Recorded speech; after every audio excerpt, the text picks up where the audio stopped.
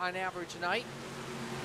However, though, we'll move on to our feature. Feature is 30 laps for small and big block modifieds. We'll get to later on tonight, the Xfinity Series side of the program. Yeah, we thank you for joining us on twitch.tv/Marty Sakala. We've been dealing with some technical difficulties throughout the day. And we've got the YouTube back up, so we are back at it underway. Connor Ross leads early on Joe Masso, John Krupa, and Kelly Wheeler. We will watch the race for third spot between Krupa and the 110. Krupa gets away and holds control of P3. That second groove, a groove where you really want to be late in the going here with the 358. You'll start out on the low side. It'll go higher and higher and higher throughout the night. Pomelo nearly takes it 3 wide out of turn number 4.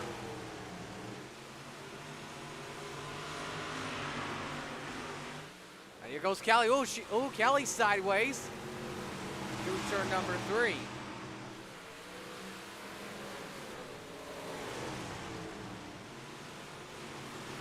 And Pomelo and Krupa start to bang doors. Oh, they're hooked. And Kelly gives a huge pop to John Krupa. And around goes the 5. Pomelo saves it as we continue on. Checkers are out from Heat 1 as Connor Ross starts on pole position. Everyone makes the show, though, as we've got a car count of just about 21.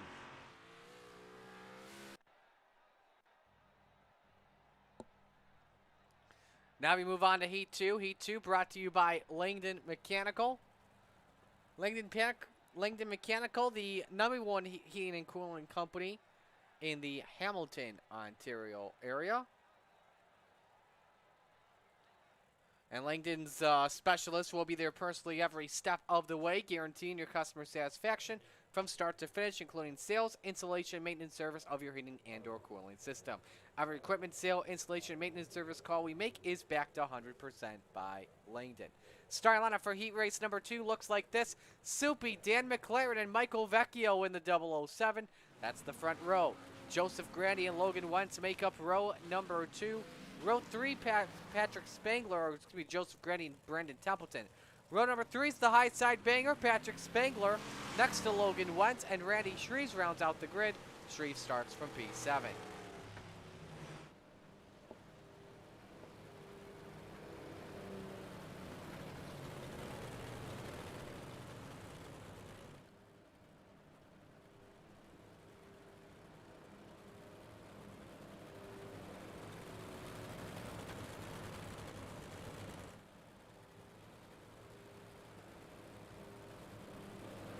Winner starts on the outside of row number 1.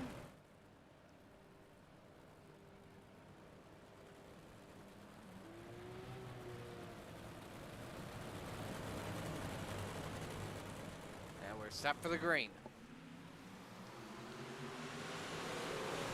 McLaren gets a good jump by Grandi onto the back of him. What a save by the front 2. Oh, maybe not. Spangler's around. And he saves it as well. Logan Wentz was able to keep it straight as well, but it just scatters the entire field up. McLaren leads. Joseph Grandi was announced earlier this week on Monday night that Catalytic Recovery, one of his main sponsors, will be joining the Coast to Coast Racing League next season, and we look forward to having them join our program. Just set the first 13-second lap time of this heat as he starts to close in on Soupy. Michael Vecchio runs in 3rd. Randy Shreves currently 4th. He started in 7th, was able to dodge a couple of those wrecks early. Grandi wants that race lead on McLaren. Again, the 358's always a track where it's all about momentum. You keep your foot on the throttle. It's really just about how much you can yaw these cars around Cedar Lake. White flag is out. We will start from 2nd. Grandi with a run. He's going to get a good exit off of turn 2 possibly. But no, McLaren shuts the door right in his face. McLaren plays defense. It's going to be tough for Joseph Grandi. Here they come to the line. McLaren wins by a door.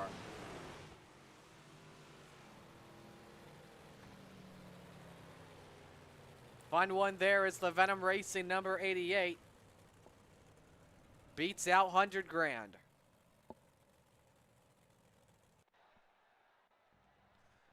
So now we move on to Heat 3, brought to you by Venom Racing, an official team of the Coast to Coast Racing League. David Tormasci and Scooby-Doo, Zach Chapman, that's your front row for tonight. Row number 2 is Butchie Baker in the 97 and Cody Graham in the 2. Row 3, Anthony Morano in the 32 and Randall Dixon in the 011. And rounding out the field for tonight is Dean Reynolds in car 79. Let us know who you're rooting for in the chat. Megan's in the chat. Hello, Megan. As always, she's rooting for Dean. Dean was a good boy at Weedsport on Sunday. We had fun as we were watching the All-Star Circuit of Champions at the port, which was an awesome sprint car race and did not disappoint one bit.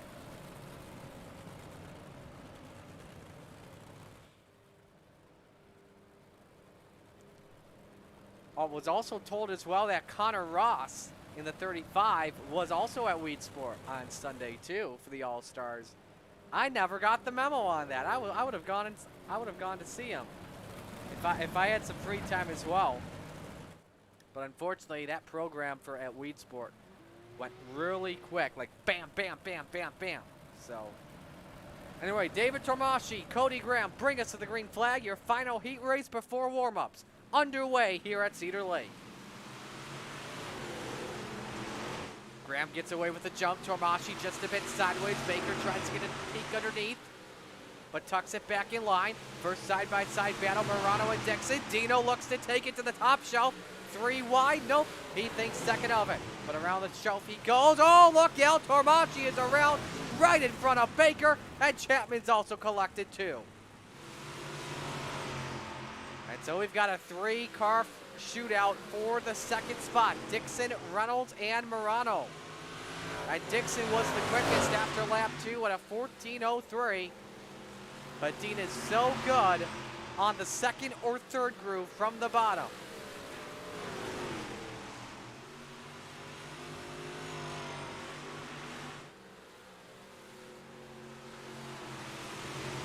Dixon tries to close in on the Graham Racing number 2 for the top spot. 2 laps to go in this heat race. And Dixon is closing in. He was better by 2/10 last time by. Here are the lap times in the last few laps here. If you're keeping track, Graham has been slower in the last 3. How about in the last 4 as well? Randall Dixon's got something for Cody Graham. What will he do with that? Takes it on the middle groove. Can he get the drive off at turn number 4? It's side by side to the checkered flag, and Randall Dixon takes it by a 1/10 of a second from 6th to 1st.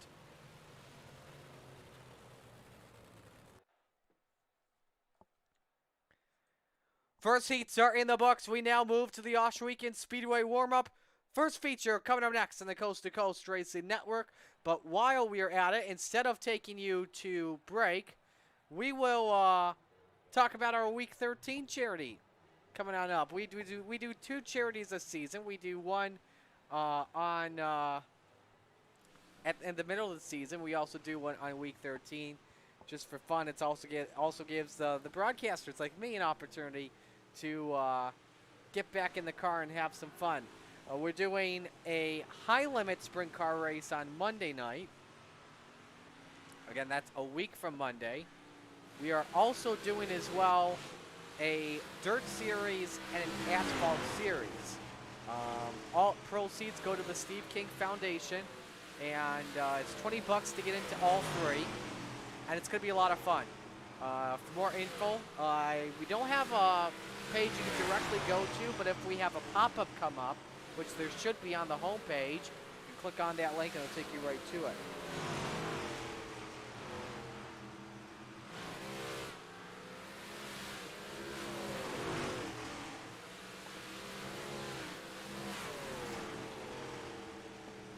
The high limit one should be a lot of fun because we put in some different rules that we don't put in on the Coast to Coast Racing League, like the dice roll number 1 for some extra cash. Winner takes home $23.23. You want to start from another spot specifically to get some more. And also, you've got the choose cone in effect, so you get to choose your own lane. So we're very excited on the Coast to Coast Racing League for it. Roger talked about it on Monday night. during our break before the Rebels feature, and we're very excited for it.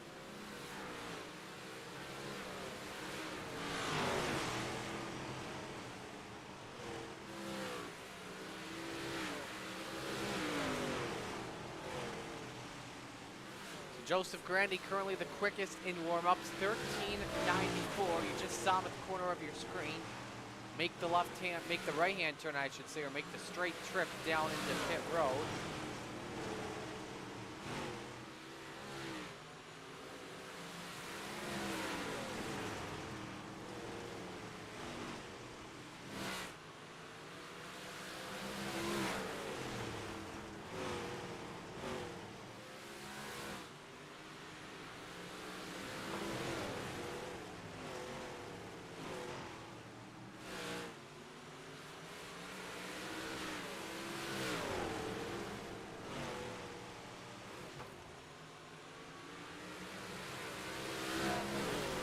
Checkers are out. Grandy the quickest, Ross second, Wheeler third, Wentz fourth, Zach Chapman fifth.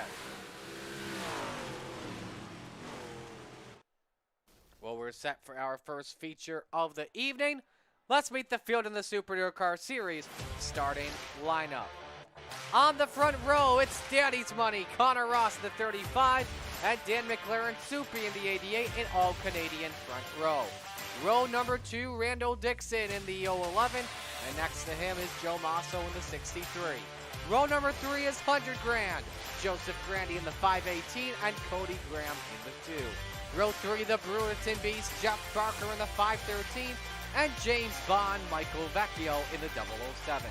Rounding out the top 10, Dean Reynolds in the 79, and Callie Wheeler in the 110. Row number 6 is Randy Shreves in the 56 and Anthony Morano in the 32. Row 7, Bob Good in the 7 and Logan Wentz in the 118. Row 8, David Tomashi in the 313 and Alex Pomelo in the 397. Row 9, it's the high side banger, Patrick Spangler in the 39 and Scooby-Doo Zach Chapman in the 72. Row number 10, John Krupa in the 5, no Carl for Brandon Templeton, and from the back of tonight's feature, the 97 of Butch Baker.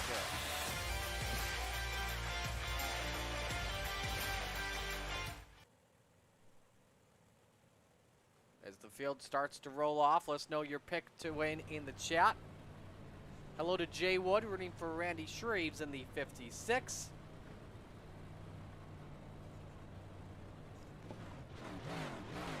Two pace laps around as you ride on board with the 88 of Dan McLaren as we update the in-car shots for you here.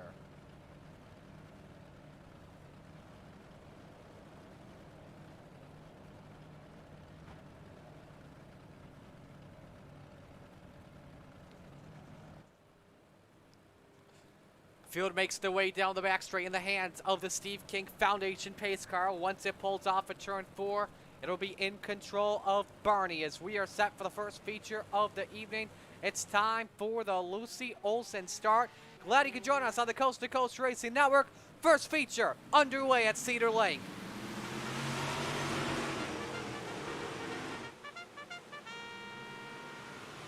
Three wide nearly for the top spot as Randall Dixon had second thoughts going down to the basement.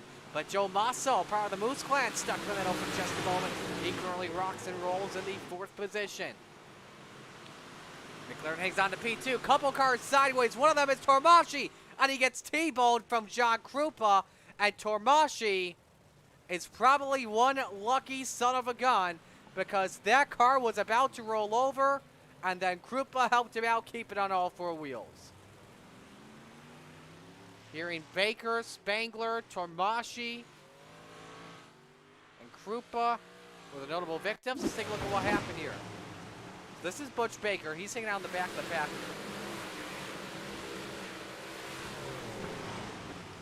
Pomelo got a tap from Zach Chapman. See, that's what I was talking about. How Tormashi was about to roll over. Here's another angle. See it right here. Ooh, Chapman got on the back of Logan Wenchwood, got him sideways. And then back to Pomelo. See, that's what I was referring to. That had the momentum Roll up and over. There's Templeton, the 31. Actually decided to start from the pits.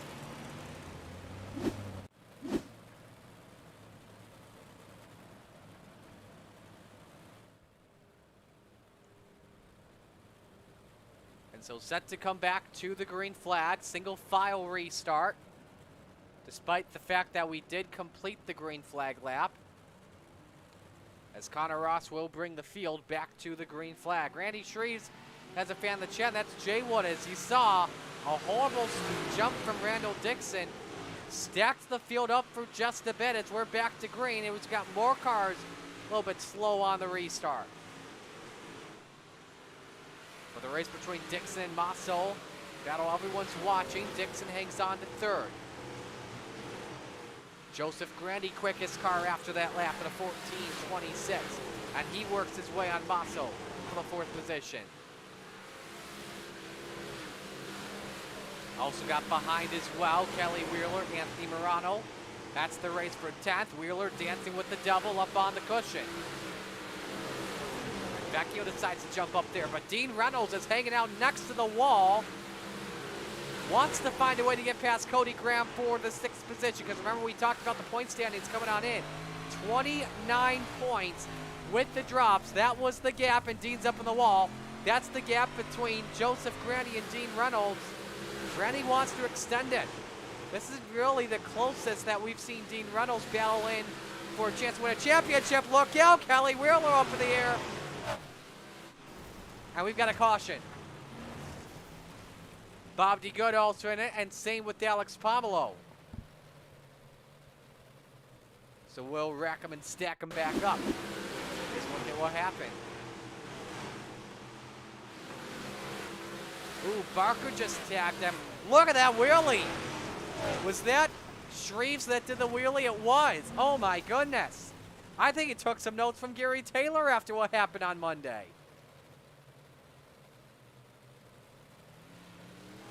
He's right on board with the 110.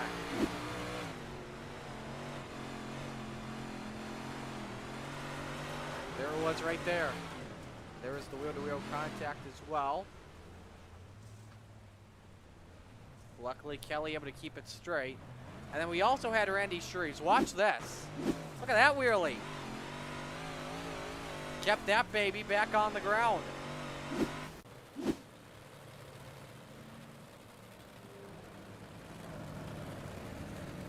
Everyone trying to get some grip. And dust those chocolate chips off at the same time to see if they can get higher and higher and higher.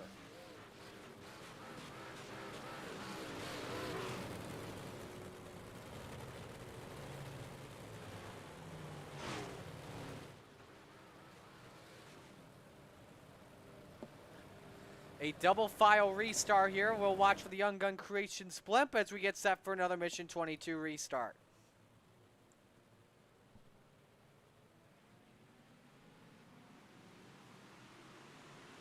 Connor Ross holds serve. Grandy attacks Dixon. He tries to thread the needle. Thinks about a 3-wide situation, but Grandy takes away third. Dean Reynolds, though, is 3 wide. Down on the bottom, McLaren throws a slide job on Connor Ross. Daddy's money counters it back. Ross hangs on to the lead.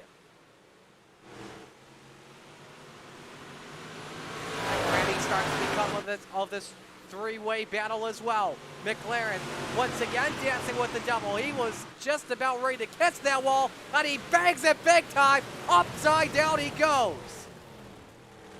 Randall Dixon is also involved, and same with Joe Masso. And we've got a Waffle House in turn 2, because in the words of Rick Geshelman, they're scattered, smothered, and covered.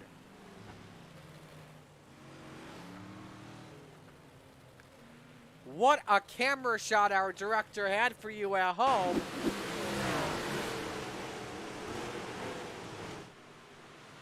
Here's a look. Did Grandy just... Nope, he got the wall himself.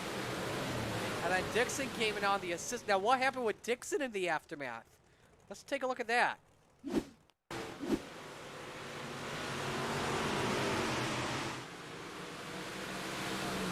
So he pumped and then got on the brakes and then got turned from from the 63 of one of the Massos.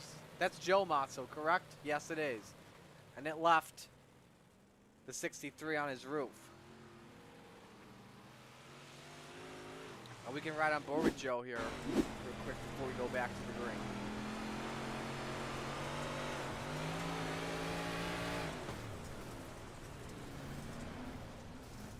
There's the 007 also in there as well. Dang it.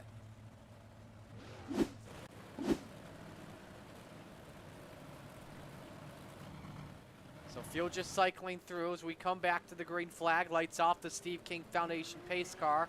We go back to green this time. It's a single file restart. We've completed 11 laps so far. Ross brings the field back to green. And Joseph Grandy, the biggest winner off that caution flag, as he moves up to the runner-up position. Cody Graham is third. Dean Reynolds is fourth. He wants Grandy Bailey. Grandy tests the slider line out to see if he can get some grip and see if he can get some momentum to close in on Connor Ross just a bit. You don't see Connor Ross racing with the mighty modifieds from time to time. He's pretty good at them, though. We'll give him a lot of credit. But if I have my notes correctly on Connor, this is his second start of the season. He's got a busy, his daily planner is sketched full of stuff. Grandy looks underneath as well. You've got as well the race for third position. Cody Graham and Dean Reynolds. See if we keep both these battles in on your screen.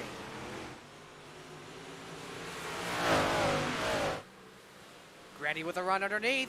Slide job for the 518. Caution, Alex Pomelo. And that's in turn number 3. And that's heavy damage on the right side of that Bicknell power plant.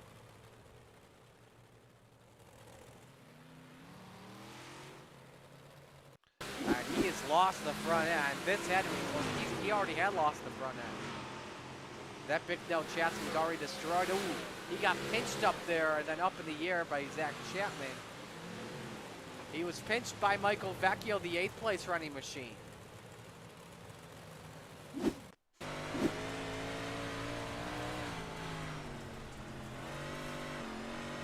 Up on the cushion, there is the slight contact. Man, how his car did not flip over like that?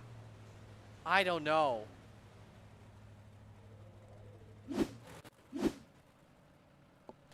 Don't forget, next week will be the final drop week of the season.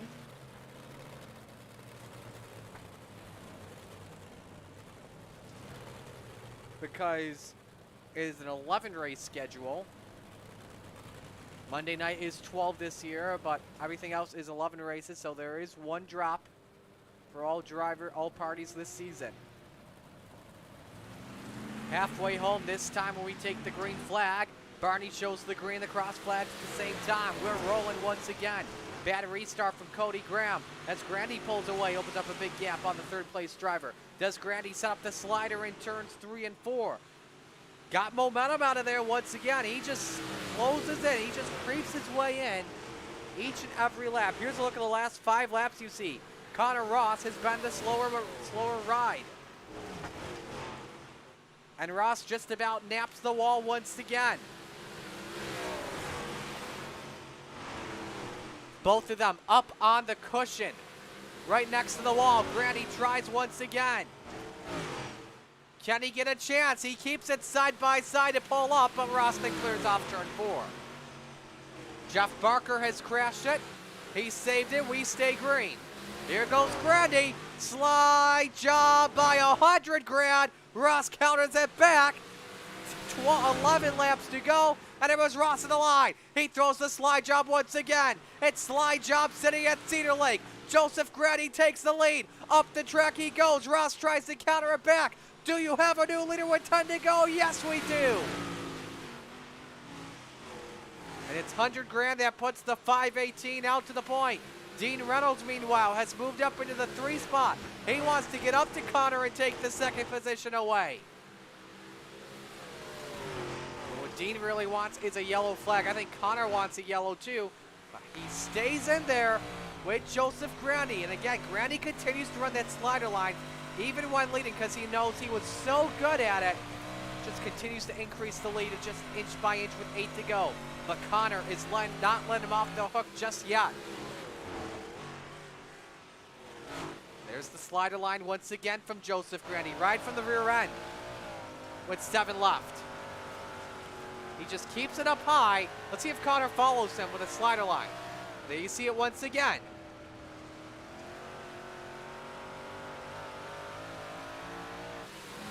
Six to go, and Connor wants to try the slide job. He's got a chance. Too much of a slider because of the extra track.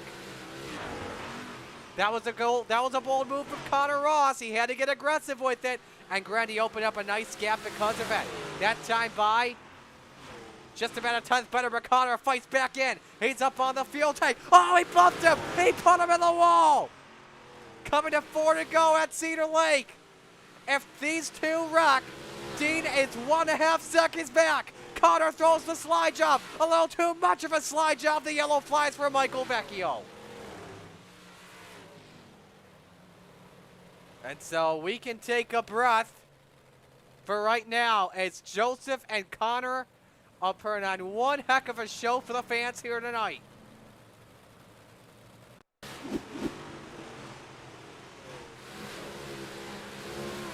See if there is contact from Butch. He took him just a bit. Oh, he did just barely. McLaren, Wheeler barely missed it. Pomelo with a huge rate of speed. And gets away as well from the top 3, able to come down just in time. He's right on board with Vecchio.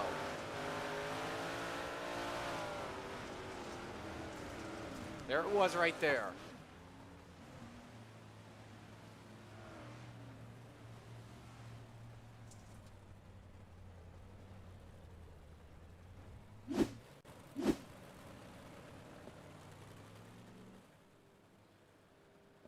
Alrighty, we will have a 3-lap shootout. Decide who wins this one.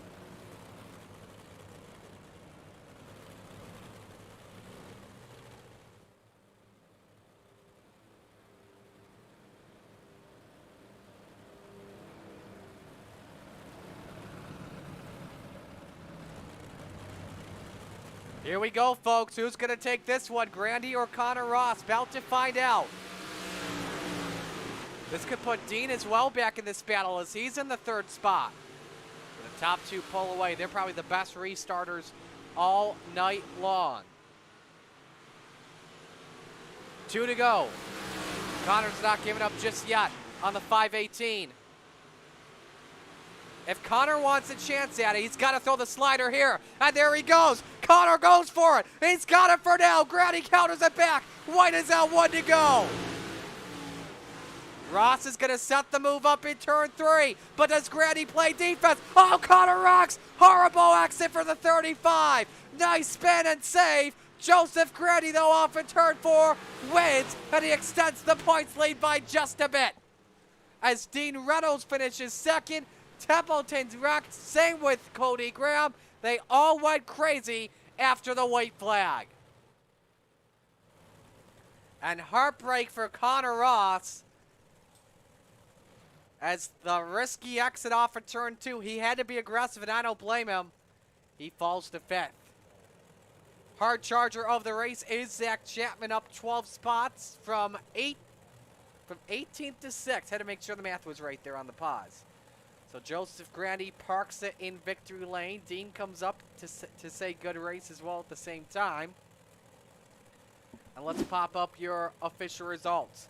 Joseph Grandy the winner, Dean Reynolds 2nd, Randy Shreves 3rd, Anthony Morano 4th.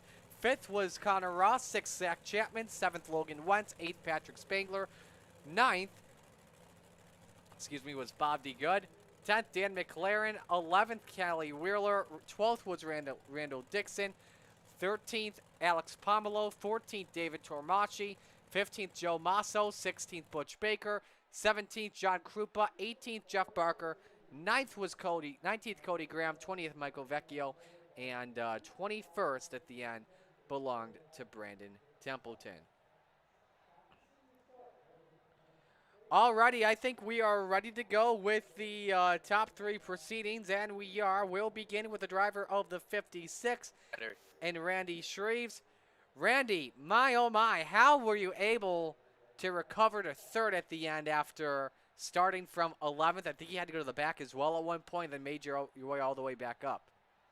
Yeah, it was definitely a fun night. I actually, this isn't one of my favorite tracks, but I don't know. I'm starting to like it a little more now. But yeah, just got to be patient there, and you know, up there toward the end, racing Dean there. That was you know, it was just an awesome race with all of us up there, and then Grandy and Connor. I don't know. They were battling hard up there, got into it, and I luckily pulled off a podium. So can't beat that. You had a nice view of the sky as well. Were you taking notes from Gary Taylor or something? Oh man, yeah, that was definitely a wild one. It was actually kind of cool, but I'm glad I didn't get much damage from that. But yeah, I was just kind of avoiding. I don't remember who it was below me, but yeah, I just kind of was riding that high side and popped that cushion and got the wall and popped a big wheelie and yeah. Well, it was a good run for you tonight, man. Who do you want to give shout-outs to? Yeah, definitely want to thank my team, LGR Motorsports, ABR Setup Shop, Redline Race Design, One Wish Foundation, Wraps and Stitches, KSB Builders, Finish Line Repair, Coast to Coast for everything they do. You up there in the broadcast booth, and everybody for watching. All right, man. We'll let you go. Great job tonight. Thanks, Marty. That's our third place finisher in Randy Shreves. Let's go to our P2 finisher in Dean Reynolds.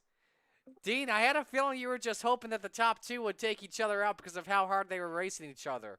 Oh, you ain't BSing on that one, Marty. Holy cow! I was trying to watch them in case they did, so I didn't get into them because I had a 0x and I wanted to finish that with 0x, and but I also had to watch my lanes, and then I was watching the relative with Randy, and that's too much crap to watch in this game. So, but you had a fun night though as a whole.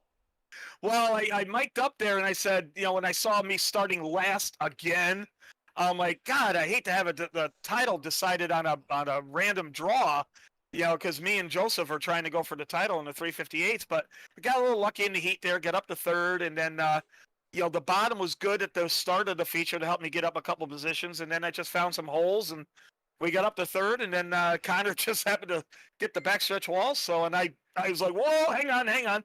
And avoid him, and we brought her home second. So it was a fun race. Well, I'll tell you this though, you actually did. You were able to close the points down just a bit because of having the 5X. So you gained points on Joseph Grandy tonight. Yeah, because he had a 4 incident point, and I had a 0, so that's an 11 point swing. Absolutely. So I mean, the 0x means so much. I mean, you gotta concentrate on that, and that's where you can get that. And then I was hoping for the hard charger, but I got 7, and the hard charger was 8. So I didn't quite get that. I was hoping for the 5 bonus points on that. So you got to look at all these because they're very important in a championship. Absolutely. Who do you want to give shout-outs to on this one? Well, I got to say thanks to the guys from Full Throttle Motorsports, the team I'm with. As you know, they're a big help to me and everything else. And, getting a little bit of speed. I got to thank Team Venom. It was me, Dan, and Butchie Baker in there tonight. A little smaller room than normal, but it was still a lot of fun. I got to thank them. Thank Coast to Coast as well. And thank you, Marty. As we talked on Sunday, I asked you, are you going to do Thursday? And you said you weren't sure. And then Roger sent you a message while we were at the race and says, you're doing Thursday. So I'm glad you're here doing the Thursday. And, we'll try to put her on the podium and talk to you again. And I got to say hi to Megan because she said hi to you. Yep. And then hopefully my dad is watching too. I sent him the link as well. Awesome. Good to hear. All right, buddy. We'll let you go. Good luck in the big block race. Nice job. All right. Hopefully we'll talk to you again, man. Absolutely.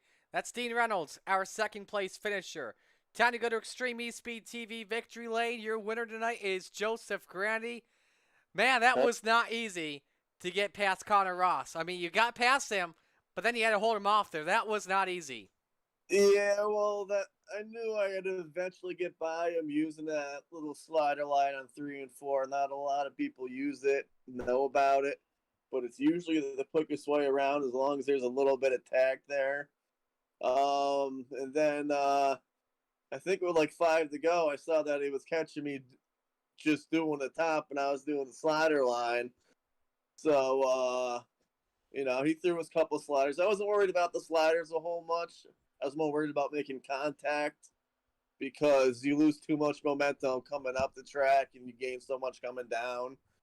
but I decided, after that last caution, just to run the top side to hold him off because I didn't think he was gonna try anything too crazy. But he ended up hitting the wall or something. I think I'm not sure, Yeah, but he hit the wall coming off turn 2, just trying to get back on the throttle. So, but just following up on that, the slider line, we were taking notice of it and we showed a graphic of it. You were closing every lap on that slider line, just so you know. Yeah. So, and yeah, I got the quickest time in practice doing it. I saw someone doing it a few months ago and saw big block, small block. It was the best way to get around until it completely slicks off. Sometimes you can still get away doing it, but if someone can hit the top really well, you might struggle. well, what do you expect for this big block race coming up? Hopefully a good draw, and if not, hopefully battling my way towards the front. Who do you want to give shout-outs to? Catalytic Recovery, West End Towing and Repair, all the guys over at Training Wheels Racing. Appreciate you, Marty, for doing the broadcast. Coast to Coast, all their sponsors, the guys behind the scenes, and beautiful girlfriend Olivia. Alrighty. We'll let you go, man. Congratulations. Oh, yeah, and also a big shout to Catalytic Recovery as well as they're joining the Coast to Coast Racing League next season. So congratulations Appreciate all it. around. Thanks, man. So Grandy is your winner here tonight, holding off that guy in the 35, Connor Ross. A great battle by the two. We're gonna step aside here as the fans here have decided to either stick around or they are in the concession stands or taking a break right now. We'll take a break too. Stay with us on the Coast to Coast Racing Network. Race fans, a shower of big block power. Let's ride!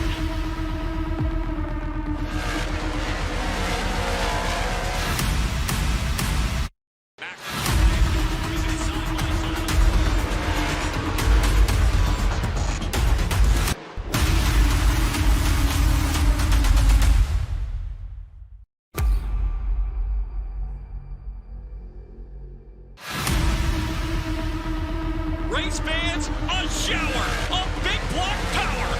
Let's ride!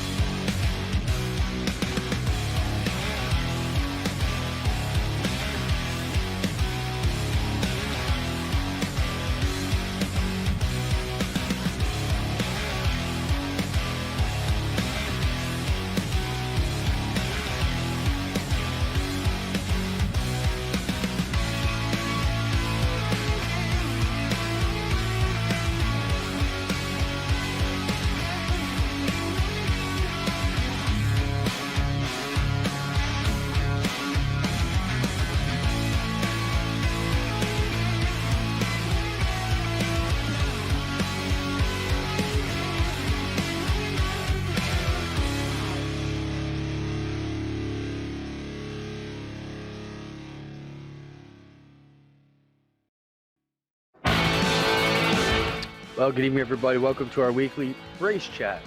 Adam Ross and Clinton Jeffrey are live and interactive every Tuesday night. Rivals Race Chat is your home for race discussion, debate, news, interviews, and more.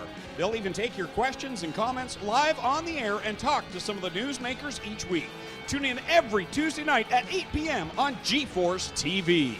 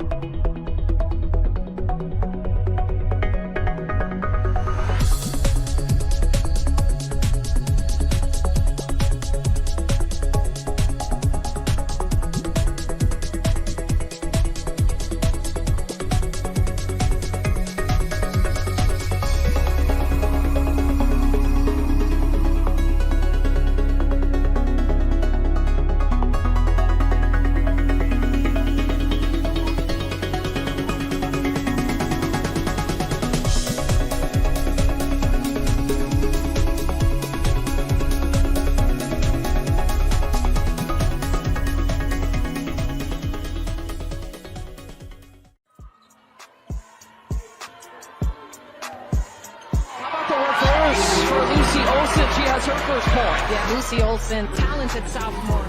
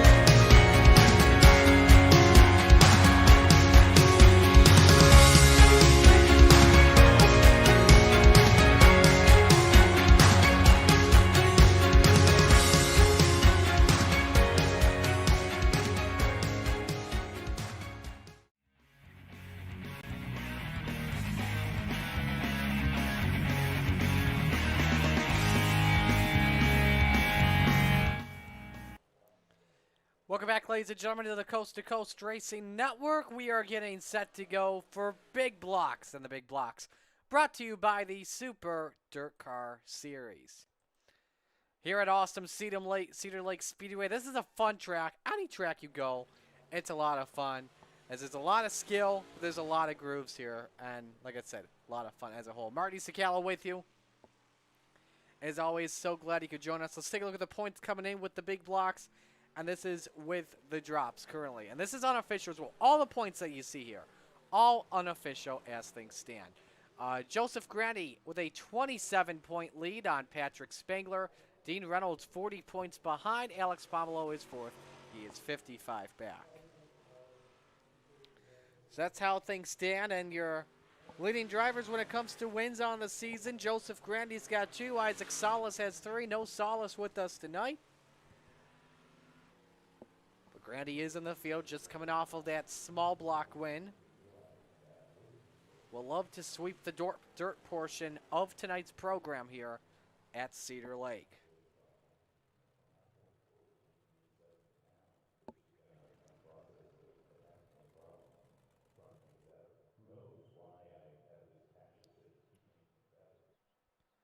Just waiting to get things going here, and I think we are now all set. And we are for heat race number 1. Heat 1 is brought to you by Flatline Racing Bodies. Starting lineup looks like this for round 10 of 11 here at the Cedar Lake Speedway. Michael Vecchio, James Bond is on pole position. Next to him is the high side banger, Patrick Spangler. Row number 2 is Anthony Morano, and next to him, the Desert Demon, Terry Landis. Row number 3 is John Krupa in the 5 and Cody Graham in the 2. And row 4, Dean Reynolds in the 79 and Dean Meitzler in the 49. So, Dean, good news. You don't have to start last this time, but you're starting in the last row.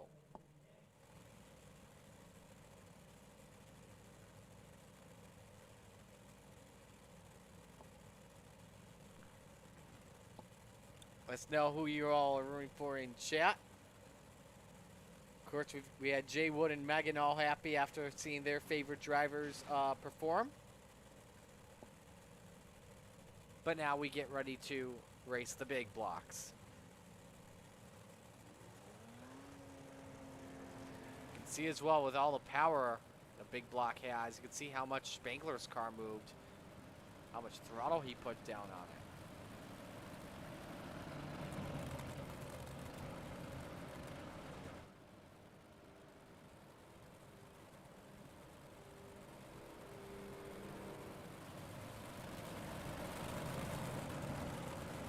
Winner starts on pole for the 30-lap feature, just about a 22-person car count, so we gained one and lost one. I should say gained two and lost one.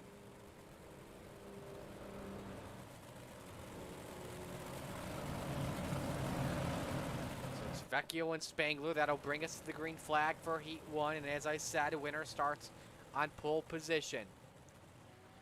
Glad you could join us. Let's go racing here at Cedar Lake. Landis nearly gets turned as Krupa tries to thread the needle 3 wide for the 4th spot. Patrick Spangler, though, nearly squeezed up into the wall by the 007 as Morano tried to take a peek underneath, which he still does. Low line works out to his advantage and moves up to the 2 spot. He's underneath Vecchio for this race lead. Spangler sideways, look out. Landis with contact from Krupa. The Desert Demon saves it, but stacks up Krupa. They fall to the bottom 2 spots. Vecchio still tries to hang on to this race lead, but you have Spangler dancing with the devil up on that cushion, and he squeezed up. Wheelie as Morano put him up on the wall. What a great save, and Dean Reynolds had the best feel of it all. 3 to go and halfway home in Heat 1. You see how slick this track has gotten already. The high side's the place you want to be later on the feature, and Spangler wants to put it to good use as early as possible. And Landis has crashed it. Oh, he's out of the ballpark in turn 2. Final lap in Heat 1 for Vecchio. Reynolds has moved up to 3rd past Patrick Spangler, which could be big for the feature to close in on Spangler's lead perhaps for 2nd in the points. Checkers are out and Vecchio starts on pole position tonight. So the James Bond ride is on the pole.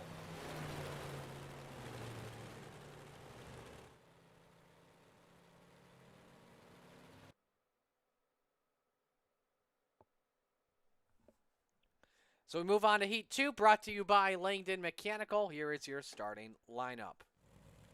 Logan Wentz and Superman Kurt Schatzer make up the pole position. Randall Dixon and Joe Masso on row number 2. Randy Shreves of the Brewington Beast, Jeff Barker, row 3. Then Butchie Baker starts from 7th.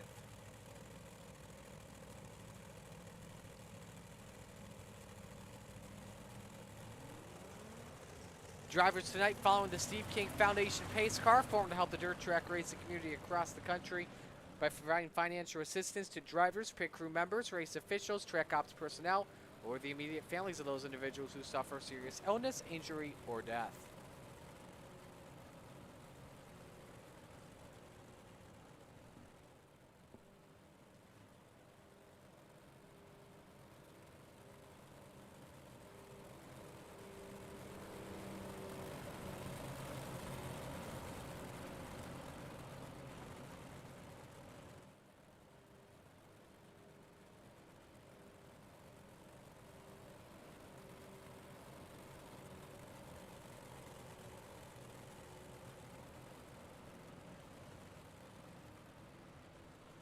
Winner starts outside row number 1. Wentz and Schatzer bring us to the green flag. Here we go.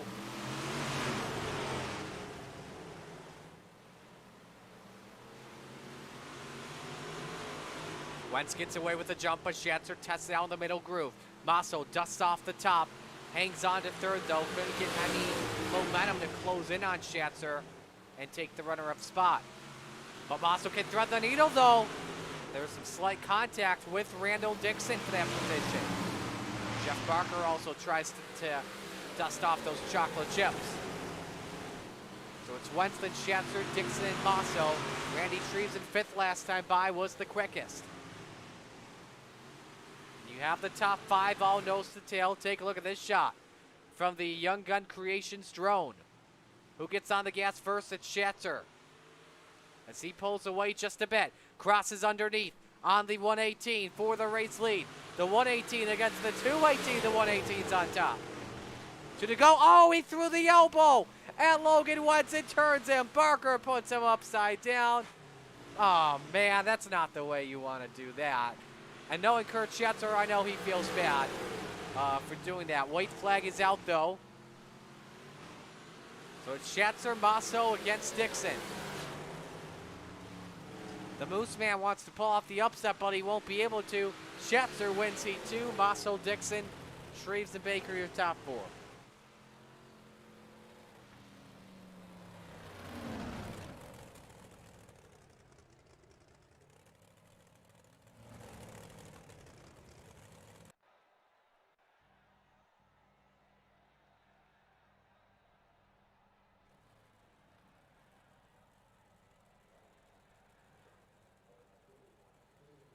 So now we move on to our final heat race of the evening for the big blocks, brought to you by Venom Racing. On the pole position for Heat 3 is Bob DeGood. Rounding out row number 1 is Soupy Dan McLaren. Row number 2, Jason Coffey in the 107. And 100 grand, Joseph Grandy, your 358 winner in the 518. Row number 3, Alex Pavlo in the 397. And Kelly Wheeler in the 11. And Brendan Templeton in the inside of the final row. Joseph Grandy starts from the tail end. So he will be on a mission to try and close in just a bit. Some good starting spots. Bob DeGood's paint scheme, if I recall correctly here, over my eye, that is not a Chase Elliott's tribute. That is a Big Cat Brad Sweet tribute.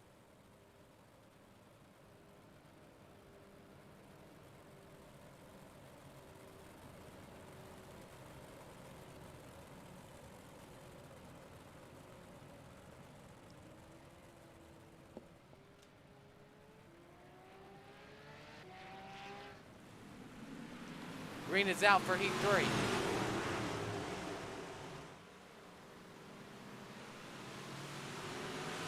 DeGood with the nice jump. McLaren back in second. Kelly Wheeler hangs in the 3rd spot. Jason Coffey. Oh, Wheeler with a slight bump from Alex Pavlo. And stacks Joseph Grandy up just a bit. One led by Bob DeGood. 4 wide in turn 2 for just a moment. How they didn't wreck, I don't know, but it's still 3 wide for the 3 spot. And this could get ugly as you're on board with Joseph Grandy. They were still 3 wide, and now it's down to 2x2 racing.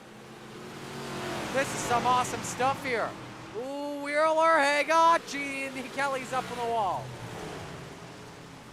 And then turns around, almost turned around Pavlo, I should say, but gave him damage. Joseph Grandy went sideways, and Dan McLaren's up on the wall as well. Nice save. That 88's crab walking. Look at the rear suspension. 2 to go here, and it's Bob DeGood with a half-second advantage on Brandon Templeton. What a night this could be for Patrick Spangler and Dean Reynolds, as they will have a good starting spot towards the front. Templeton with one final shot off at turn number 4. He's got a chance at it, and Templeton steals it by 0.06 of a second. DeGood just opened up the bottom for Brandon to take, and Templeton goes from 7th to 1st.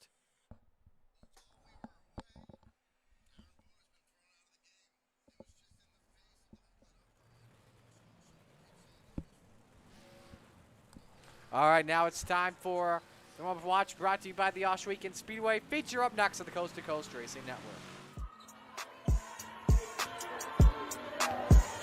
How about the reverse for Lucy Olsen? She has her first point. Yeah, Lucy Olsen, talented sophomore.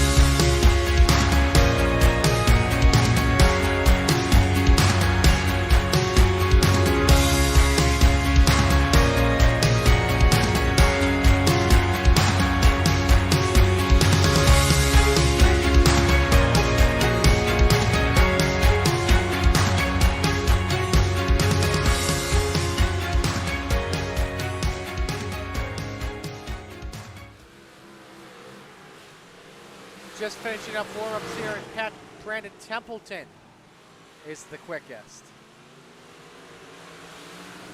And he really wants to win this one after what happened in the 358s. Well, we're set to go for the Super Dirt Car Series. Let's meet them. Here's the starting lineup. On the front row, it's Michael Vecchio, James Bond in the 007, and next to him, the 218 of Superman, Kurt Schatzer. Row 2, Brandon Templeton in the 31, and the 32 of Anthony Morano. Row 3, Joe Masso in the 63, and Bobby Good in the 7. Row 4 is Dean Reynolds in the 79, and Randall Dixon in the 11. Row 5 is Jason Coffey in the 107 and Cody Graham in the 2. Row number 6 is Randy Shreves in the 56 and Alex Pomelo in the 397. Row 7, you've got the high side banger Patrick Spangler in the 39 and Butch Baker in the 97. Row 8 is Kelly Wheeler in the 110 and Dean Meitzler in the 49. Row 9, Logan Wentz in the 118 and the points leader, 100 grand, Joseph Grandy in the 518. Row 10, John Krupa in the 5, and the Brew to Beast, Jeff Barker in the 513. Row 11, rounding out the field is Soupy, Dan McLaren in the 88, and the Desert Demon, Terry Landis in the 161.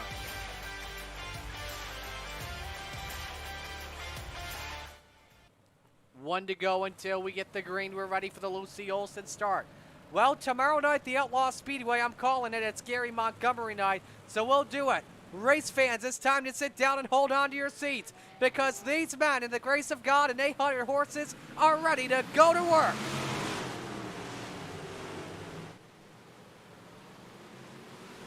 And we got trouble already.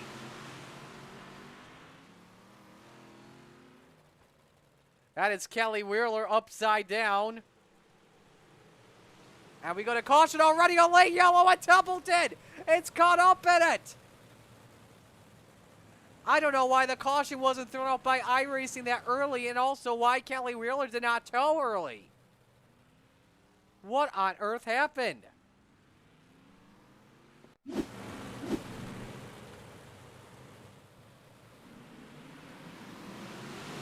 a look. Kelly gone to Spangler, and nowhere was Krupa and McLaren. Now, how is that not a caution? Krupa went past a flipped Kelly Wheeler on his lid. What in the world, iRacing? Then the caution comes out. Templeton doesn't realize that Kelly's stuck on the low line. At the same time, though, Kelly, should have gotten a tow as soon as possible. There was nothing that Wheeler could have done about it. So I'm not calling out any drivers. Don't worry. I am calling out iRacing for no caution at the start because the race controls do not call cautions. iRacing calls the cautions here. So we will try it again. This time it will be single file with the drivers in their same spots. Unless you were involved in the accident, then you start from the back.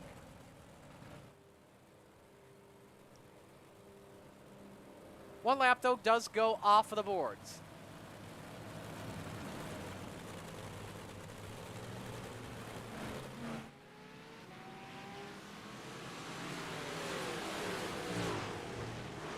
Vecchio with a great jump. First guy up on the top is Anthony Morano. But Bobby Good fights him for third. The high side's where you want to be in this feature. Once the track comes in, we get a long run. Schatzer shifts up top as well. Morano, Vecchio rather, the only guy on the baby bottom. Reynolds side by side with the Good for the 4th position. Joseph Grandy is 11th, Patrick Spangler 10th. This could help out Dean towards the championship, but the caution's out. Believe this yellow is for Terry Landis. Oh, man. Heavy front end damage. He must have hit the pit wall in turn 1. If I were to guess.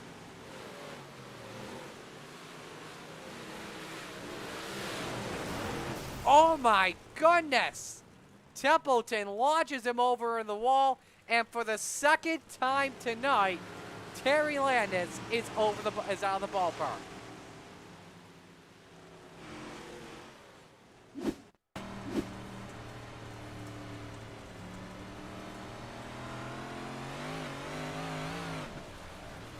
Let off the brakes. Man, oh man.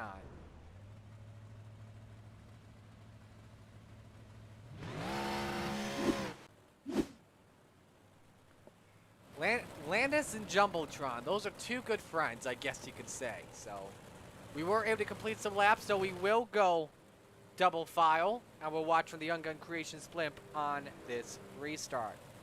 It's a Mission 22 restart. Vecchio and Schatzer still your front row. Morano, DeGood, and Reynolds round out your top 5. And Schatzer was able to time the restart well of the 007 to stay hooked up on that quarter panel. However, though, some nice front bite from Vecchio, able to clear off of 2. Morano underneath. Can he get second at the start-finish line? The answer is no. Schatzer hangs on for now. Pablo's crash. Oh, big 1-in-1. Oh, what a save, though. However, we are under caution flag, and we may have had more to this situation, possibly. And Joseph Grandy may have been involved in this incident. Let's take a look. It's another Salty Dogs yellow. Pablo got turned by Joseph Grandy.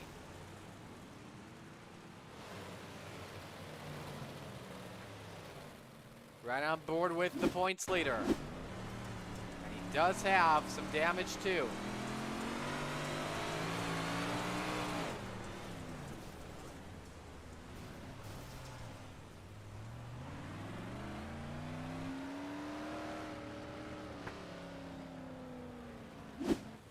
But because he was able to keep the car straight, he does retain the 11th position. He's up 7 spots from the drop of the green flag. Patrick Spangler is 9th. He's up 4.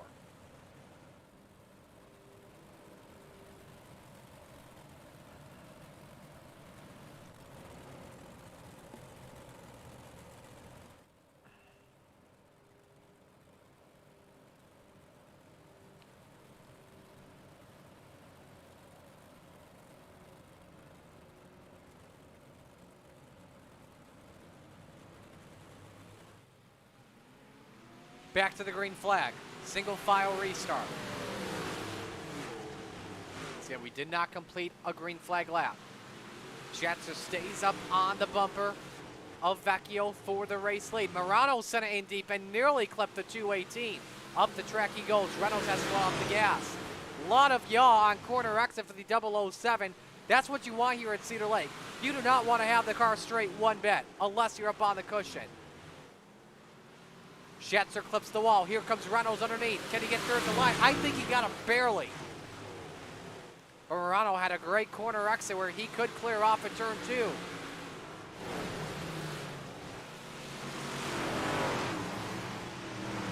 As he hangs up on that cushion, Morano at the line edges out for 3rd. Next time by, 10 in the books, 20 laps to go. Morano clears Reynolds entering turn 3. Schatzer up on the cushion. He gets a run off turn 4. For the race lead, he's right there. Did he lead at the line or did Vecchio lead at the line? I want to say it was the 007. Pablo has crashed, no caution. Schatzer clears and takes the lead. And up on the wall went the 3rd place car in Morano, and you've got a new leader here at Cedar Lake. Everyone dancing with the devil up on the cushion next to the barrier. And Morano moves to P2. He had a huge run, steamed up on the outside. How about Bob DeGood in this 7? Approaching the halfway point, he started in the 6th spot. If he could clear the 007, he's in 3rd. What a run the Napa Know-How 7's having. And he takes it over Vecchio. And here comes Patrick Spangler as well, and he's all over Dean Reynolds. Remember, those are 2 of the championship contenders. 3 wide, Trees with some slight contact. McLaren has crashed the yellow flag. He's upside down in 2.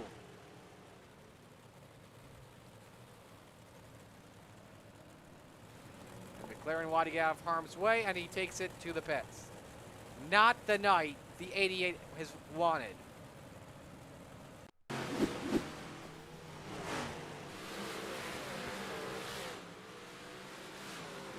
Wheelie.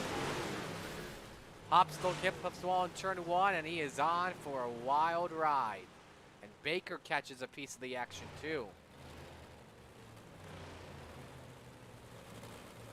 Right on board there with Soupy.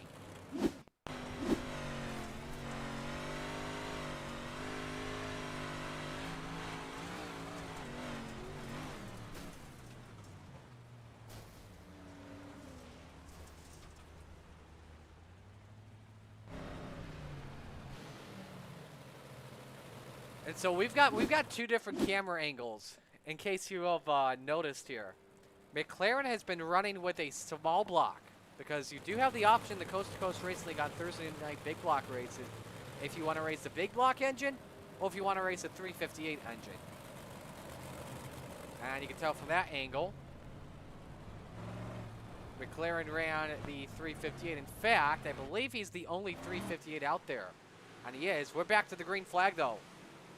Cross flags come up this time by. Schatzer holds serve. Morano still second. DeGood is third. Reynolds wants the 4th position on the 007 of Vecchio. Shreves wants it as well after finishing 3rd in the 358 race. 15 up and 15 down. We've got a race for the lead. Schatzer and Morano go at it. Morano just follows him up on the top. It's all about keeping your foot on the throttle, and if you want to make a pass, likely we'll have to come down to a slide job. Joseph Grandy showed us earlier. That's well worth it. Oh, we got a wreck. Bob DeGood is around. Oh, man. That is the heartbreak story of the night, ladies and gentlemen.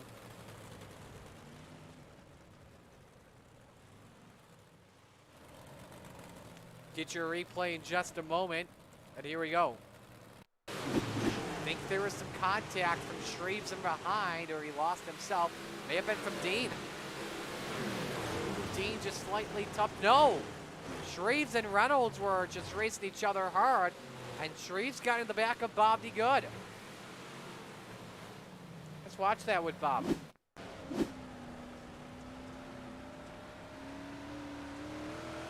Did Dean make contact? He did right there, but that was the one that sent him around. I feel like DeGood had saved it there in turn 3, because it's very easy to get control of these big blocks. Let's watch Randy Shreves. This is on the outside.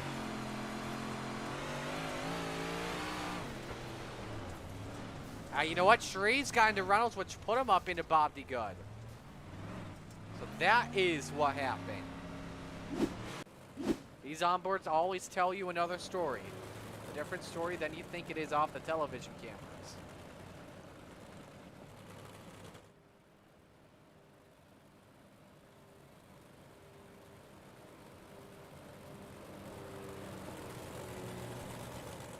All right, so we head back to the green flag. Spangler's now 4th, Reynolds is 3rd. Spangler currently the hard charger, up 9 spots from 13th.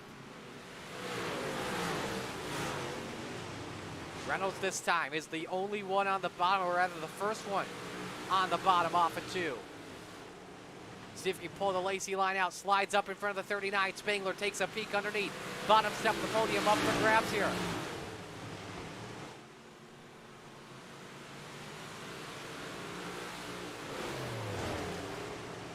Dean's trying to hang on to this 3rd spot. Is he right on board with him? Spangler's got to run underneath.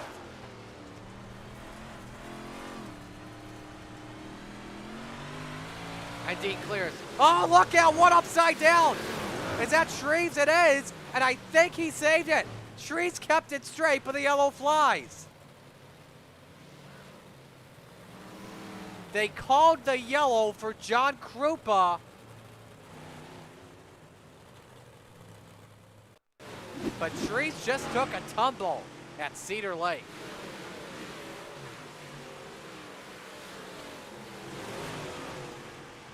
That, I believe, was the cause of the incident there.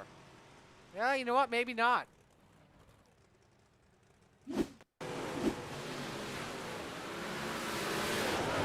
Reeves actually did not flip to 56, and Grandy got put up in the wall by Cody Graham, so he suffered some 2x there.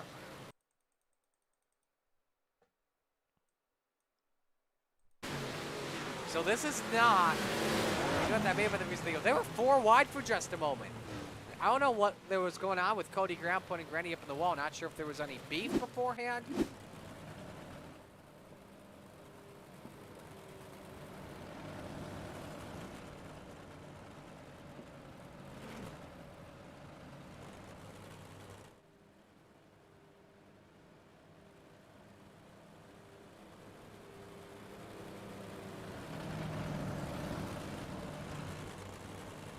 Let's head back to the green where we've got 9 laps of racing to go. Morano underneath. Clips the Tory tires for just a moment. So I think he was trying to slide up on corner exit. Allows Reynolds to get in, opening up the gut. And Dino looks for P2. Spangler's all over him at the line. Morano holds on.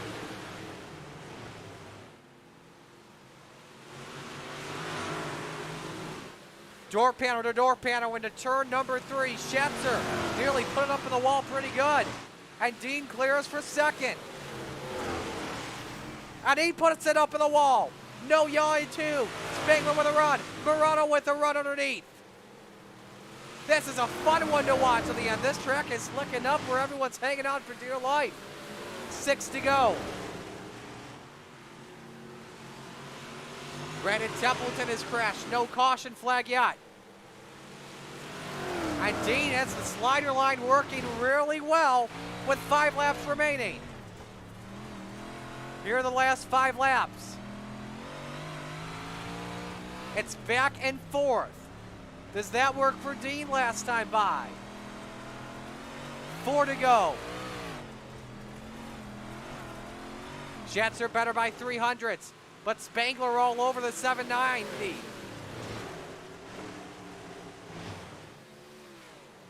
Schatzer just has to hope those second and third place cars battle it out to the end so he can run away with victory. But there is lap traffic ahead in Krupa. I don't think they'll catch him in time. Reynolds tries the slider once again. Trying to do what Joseph Grandy did earlier. 2 circuits remain.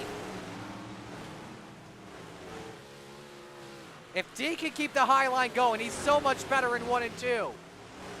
Tries it once again. He may have to send it into 1 and 2 this time. Wood is out 1 to go. Keeps it up top in 1 and 2 with Spangler right behind. There's championship points on the line here as they go into turn number 3. Dean sends it. Patrick Spangler sends it. Schatzer comes away with the win. And wrecks it at the end.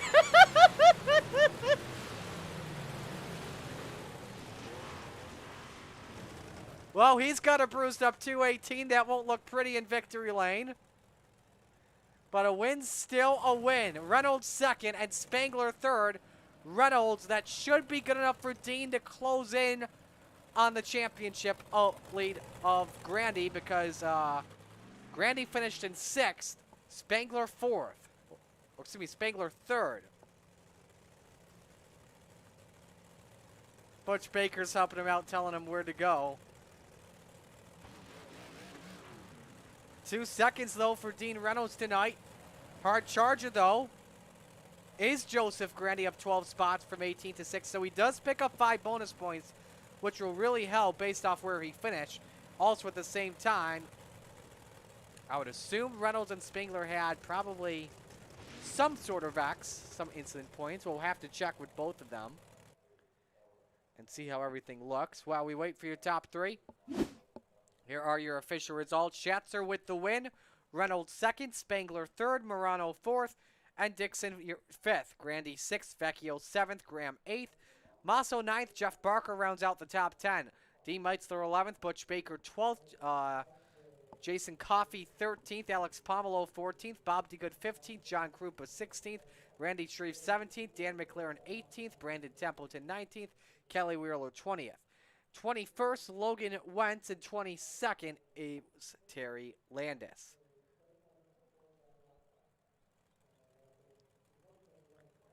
Let's begin with your 3rd place finisher here in Patrick Spangler.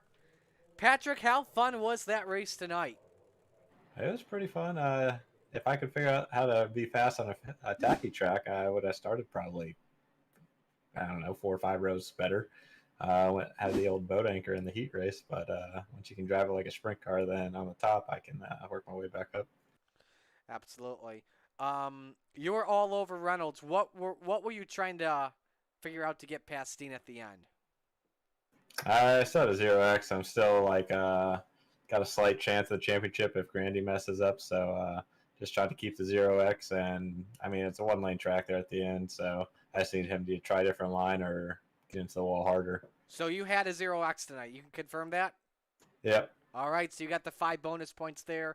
Grandy was hard charger, but I believe those points do go back down because of the incident points he had. So could be definitely a big night for you. Who do you want to give shout-outs to? Yeah, I'm updating the points right now, but just shout out to you for always the awesome broadcast. Roger run the league, Trainless Racing being Grandy there, and Dad Uncle back on watching. All righty, man. We'll let you go. Nice job tonight. Congrats. Thanks. Patrick Spangler with a big chance of the big block title next Thursday. Also Monday goes into Knoxville for championship night, leading the point standings there. So let's move on to our second place finisher in Dean Reynolds. Dino, 2 seconds. I know you'll take it, but what more did you need for Kurt there at the end? Actually, guess where I finished in the matinee? Second. Yep. So 3 2s. You could take that to Vegas if the 7s were 2s.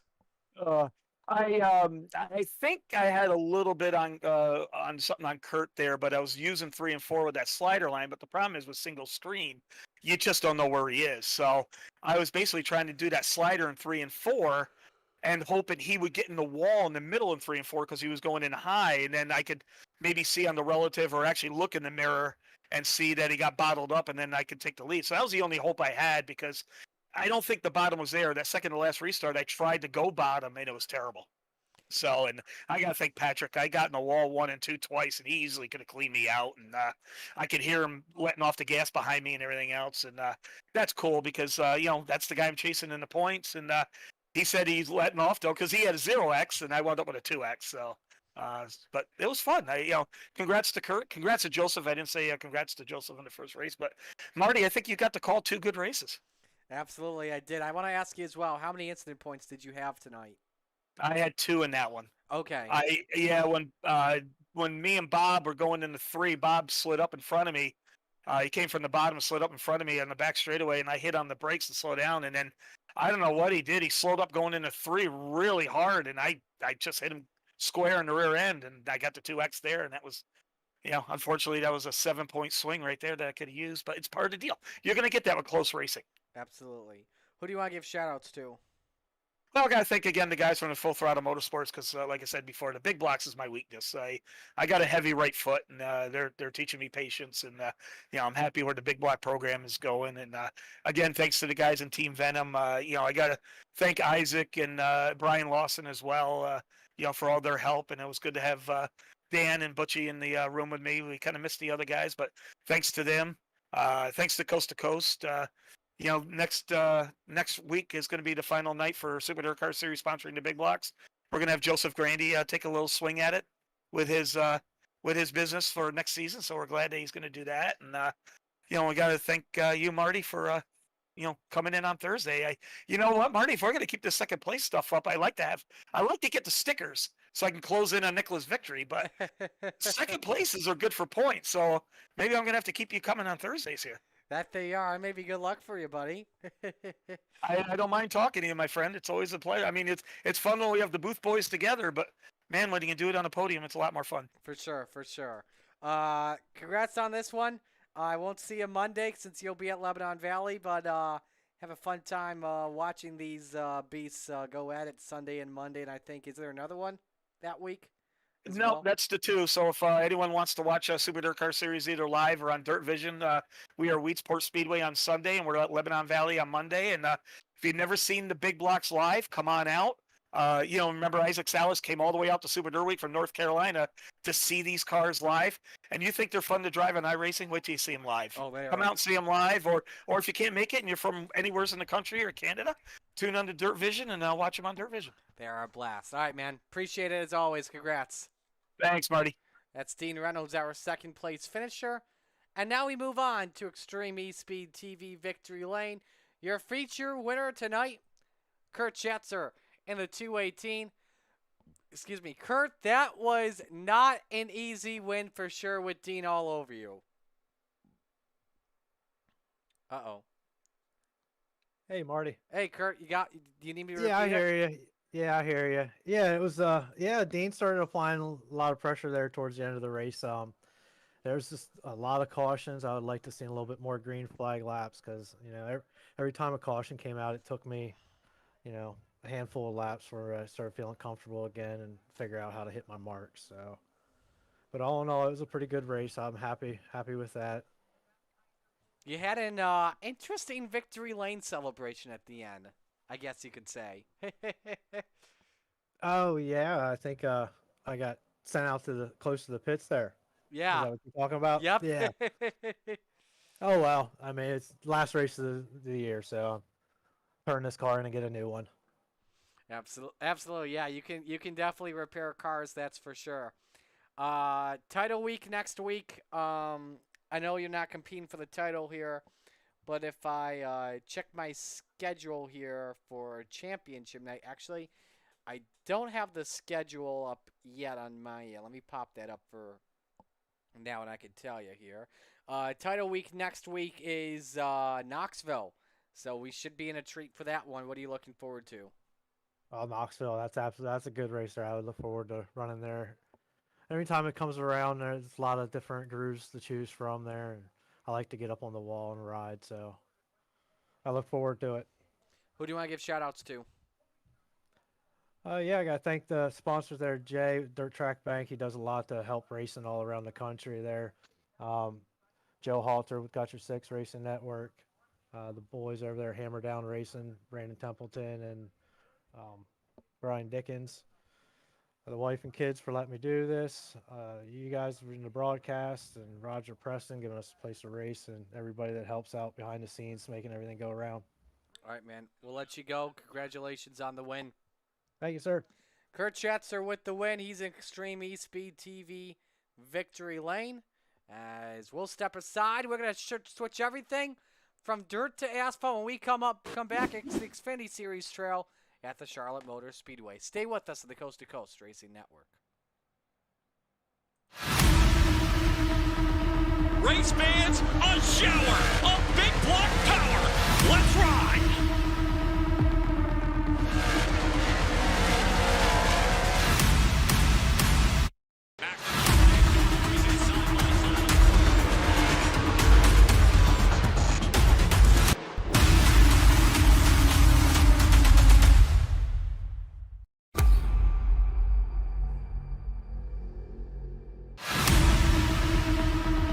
Race fans, a shower of big block power.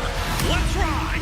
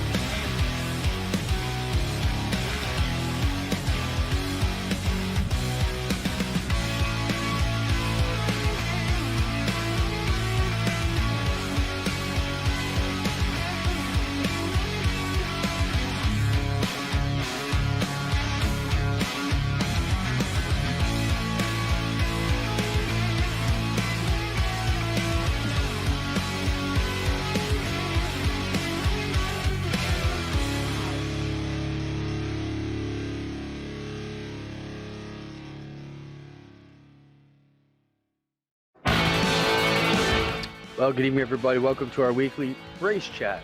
Adam Ross and Clinton Jeffrey are live and interactive every Tuesday night.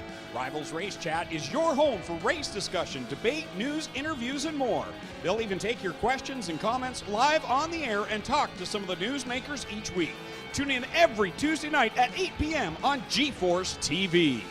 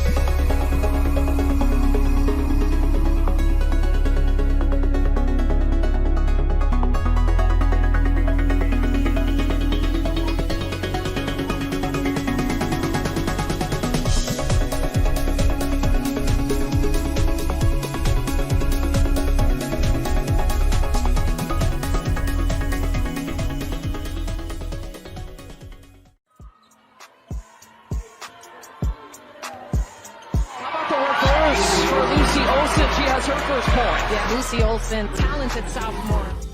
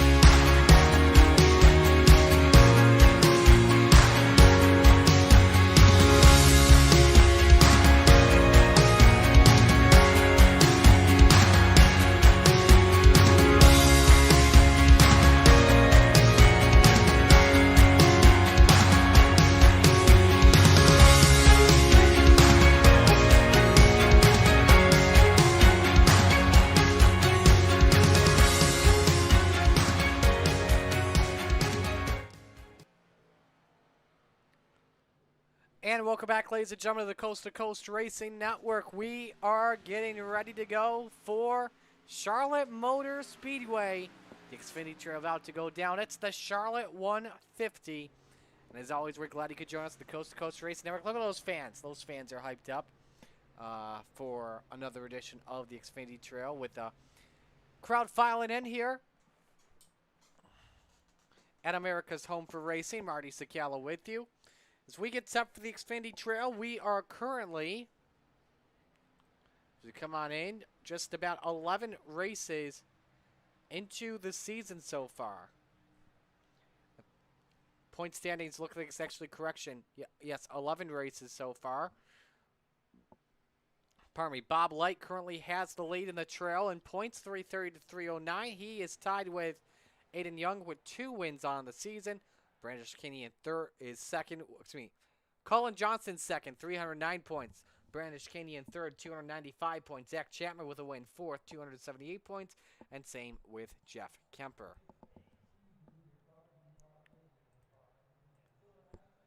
Qualifying is underway for the drivers here.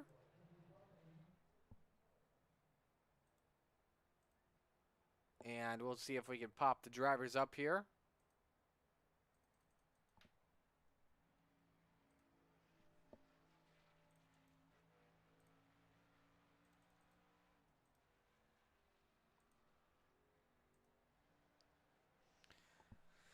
There we go. As we've got it all set, we'll watch the first driver that will be taking a lap here, and that is John Mateo in the number 82.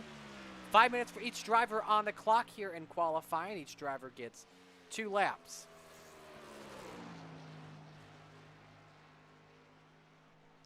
Of course, your favorite drivers at the bottom of your screen. If they're in purple, they're working on a pole lap. Green means they're working on their best lap. Of course, everyone on lap 1, they will show up in green. Lap 2 is when you'll see the orange show up. That means their lap is slower.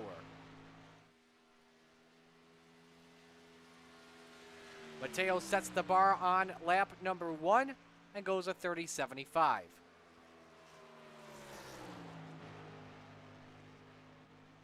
Jeremy Tate moves up into second on the charts, 31.07. And now this is where we see the laps start to improve here. Jeff Kemper moves up to second, 31.06. Louis Meglin jumps up to fourth, 31.37. A lot of drivers with some better laps here. John Mateo slower in sector 2 though. Is it better? No, he's off by 300ths.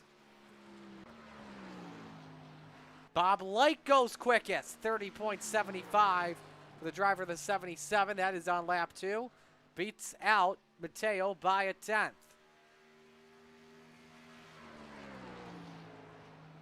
Meglin jumps back up to 5th. Here's Tim Chapman working on lap number 2. Chapman in the wall, his lap time invalidated. We move on to Dan McLaren off of turn 2. Now that is a paint scheme right there. The Amp Energy, I think that's the Zero Sugar scheme, right? Sugar, yep, that's the sugar-free lightning scheme. I love that scheme. I haven't seen that one in a while. Dan McLaren's working on a hot lap. Quickest of anyone in sector 1, but slow in sector 2. That puts him back to 3rd at a 30.78. Brandish Kenyon comes across the start-finish line. He moves up to 5th. Butch Baker about to set a time on lap number 1. Where does he clock in at? 12th, 31.34. Zach Chapman on lap number 2 is set to come across the start-finish line.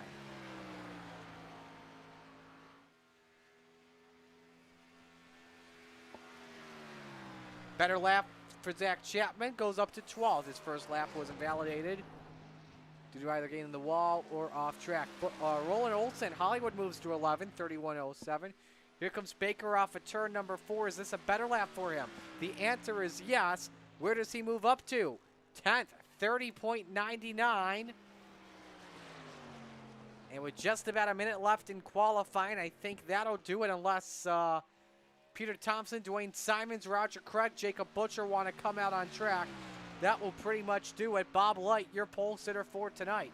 Here are how the times look. Bob Light, 30.75. John Mateo, 30.76. Dan McLaren, 30.78. Jeffrey Kemper, 3083. Brandon Ishkanian, 5th, 3084. Colin Johnston, 6th, 3086. Zach Chapman, 7th at a 3088. Jeremy Tate, 8th, 3090. Louis Meglin, 9th, 3092. Tim Chapman, 10th, 3098. Butch Baker, 3099. Jason Hand, 3105. Roland Olson, 3107. Terry Landis, 3111. And Randy Shreves, 3143.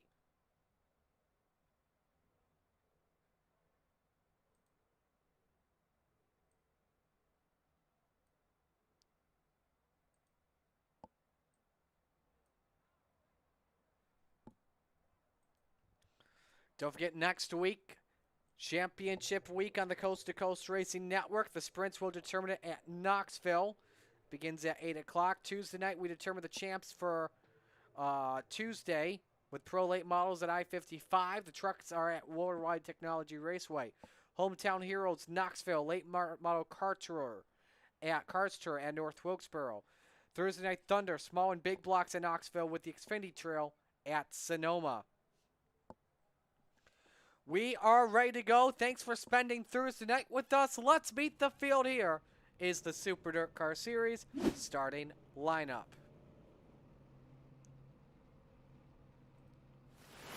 On the front row, it's Bob Light in the 77 and John Mateo in the 82. Row number 2, Dan McLaren in the 88 and Jeff Kemper in the 181. Row number 3, Brandon Ishkanian in the 19 and Colin Johnston in the 13.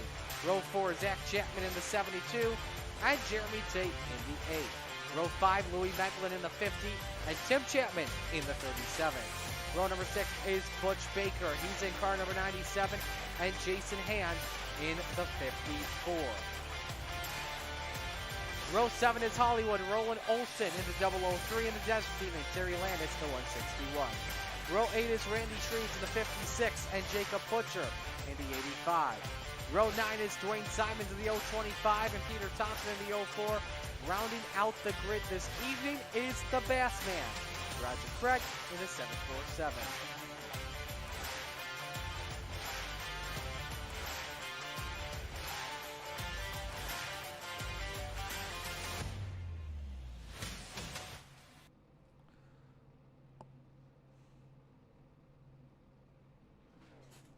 Let's break down how tonight's race is going to go. 60 laps, 150 miles.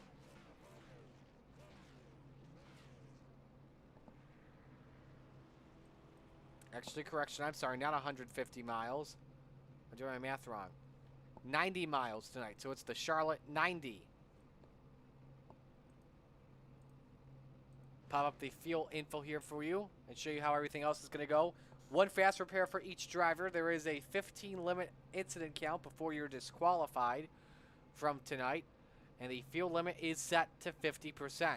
So normally the drivers will go about 60, 65 laps on fuel. All the drivers should have a pit stop in them unless we go to overtime where they may have to make that one splash to go the distance.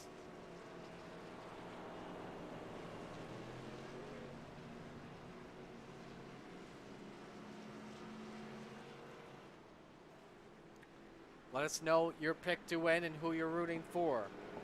Dan McLaren said after the big block, before the big block race, that the 97 and 88 had to change engines in their modifieds. Not the Xfinity Trail, don't worry.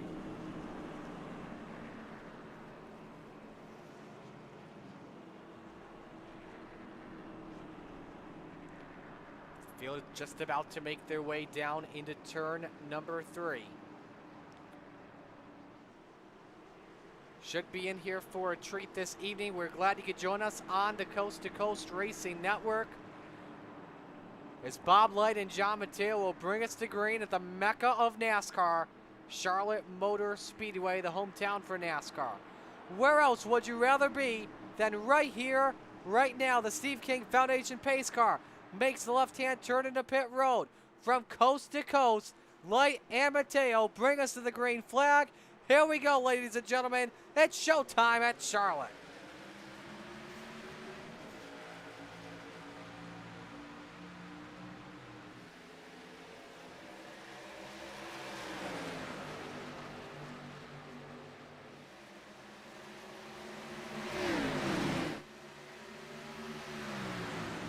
It's the Lucy Olson start. McLaren gets away with the lead over Bob Light as he wants to be conservative to conserve his tires. Zach Chapman took a peek underneath Brandon Ishkanian. Was a shallow entry. Jeff Kemper goes up the track. Ishkanian may pick up another spot here. Lap 1 about to go up on the boards and led by Dan McLaren. As you watch the race, Ishkanian moves up to 4th. Lost a spot off of the drop of the green flag, but was able to regain it back and pick up a spot. This is the race we're all watching closely as of right now. Kemper stays patient in turn 3, nearly laced the bumper on the 19.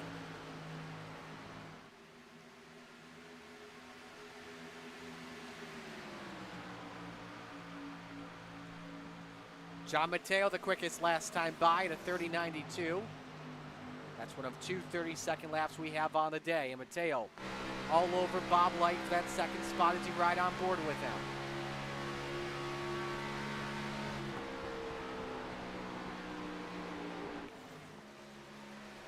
Really want to save tires here at Charlotte Motor Speedway. If you don't, you will lose some track position. Not too much, but a little bit. Light and Mateo are creeping towards McLaren for the lead.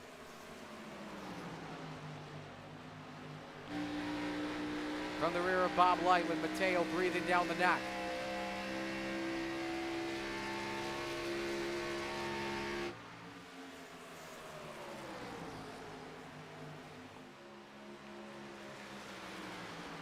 Low line will be key here tonight with the Xfinity Series at Charlotte Motor Speedway. Obviously no traction compound, whether it be PJ1 or resin laid down on iRacing. You can't do that, obviously.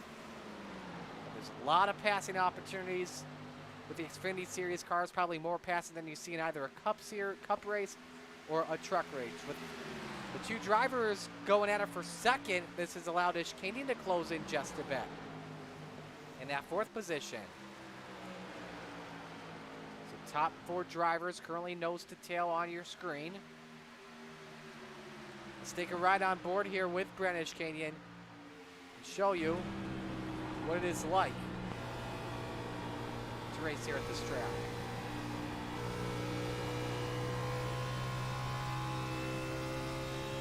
So down the back straight. Where's he left? Lifts before the white line to save some tires. Picks it off in the center at just over 150 miles an hour. His top speed into turn number 1.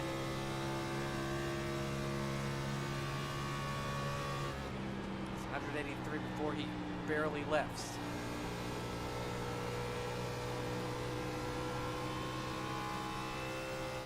That's just about a lap here. We got some other good racing. Let's go to the race for the 5th position. Kemper, Meglin, and Chapman. You see Meglin take a peek underneath. Chapman gives him the little arrow push to pull up to the 181.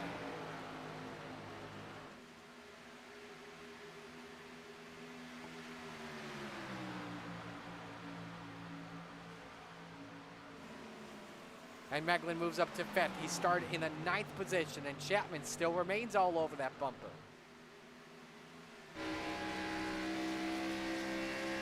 This is on board with the Chevrolet, who's currently your biggest mover. He's also allowed Tate Johnson to close in, but you see Chapman go up the track. And he went up the track really good.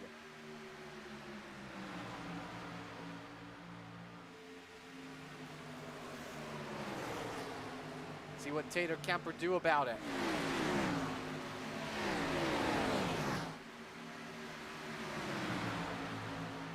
Let's go back to the front of the field here, where Ishkanian has pulled better lap times recently than John Mateo, and Mateo may be starting to lose some grip here. Here's a look at the last 5 laps here.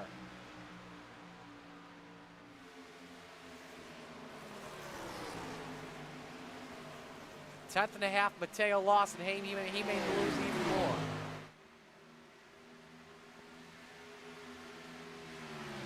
We'll check next time by at the line. Why don't we compare the sectors here this lap?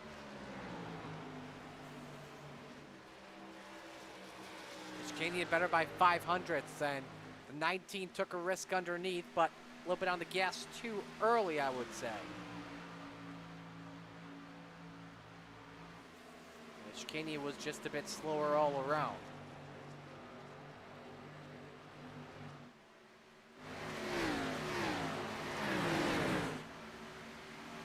Let's watch that race for 7th still while at it.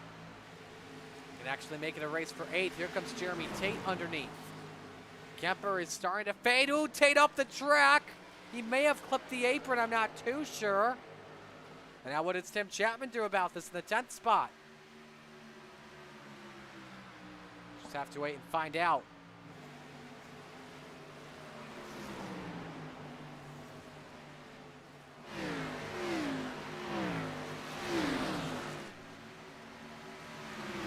But Tate tries again underneath.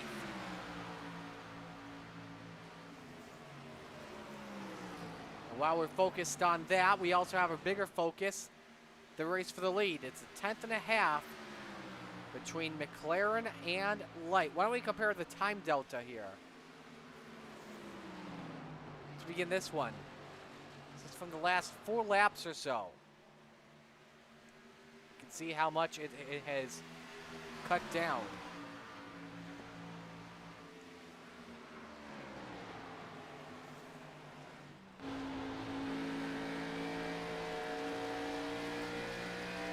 See behind Light as well, that green roof of Mateo. He's now really starting to fade pretty good. As him and Ishkanian are side by side for position. Ishkanian takes it. Mateo nearly came down and hooked the quarter panel. Light keeping the gap to a car length. I think what he's trying to do is pressure McLaren to make a mistake. And look at that, McLaren too much off and at the entry. McLaren really deep save mode early.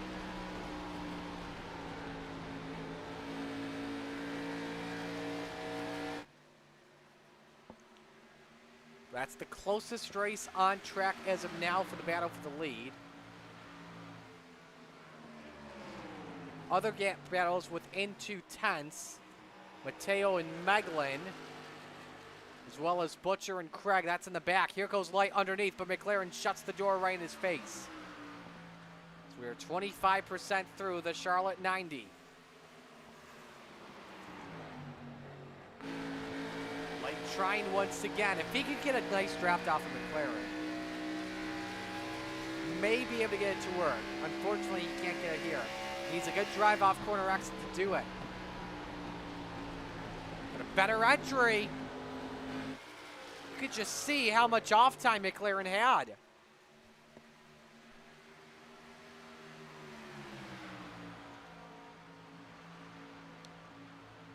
But McLaren, though, that last time by picked up 400s with the way he is. I think Light's so much, what we're seeing here is Light's so much better on corner entry.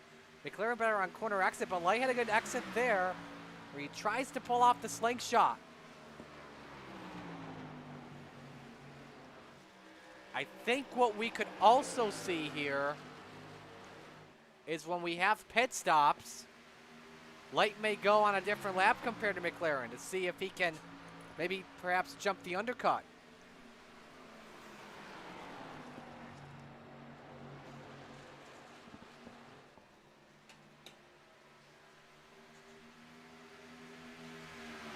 See what happens, but that's the race we're watching closely still. Also have the race for third, Ishkanian, Mateo, and Meglin. Everyone just being patient, just wanting to run their race. It's got Kemper and Landis, Shreves and Olsen, and Craig. But here we go, Light pulled up underneath McLaren for the lead. Light's got the preferred corner. Light knew he had to take a chance. The answer was just going to be when. McLaren can get a better drive off on corner exit thanks to the banking here. Now because the two are not in the draft anymore, does this allow Ishkanian, Mateo, and Meglin to close in? Light sends it into turn 3. Up the track. Does McLaren counter back? He does. And they're door-to-door off the corner. Can Light lead this his first lap of the day? He can.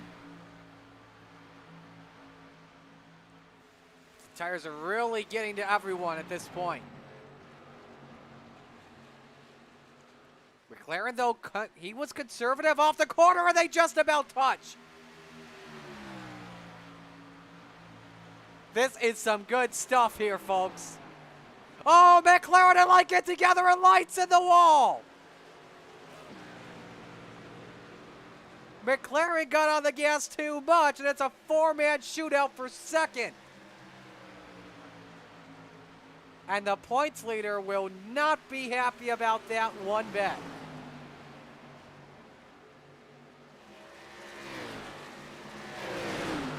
Because Light passed McLaren clean, and then McLaren just gave him the boot, scoot, and boogie, I guess to say the least. Let's watch that once again. Too much throttle, possibly? I don't know. Well, folks, you be the judge.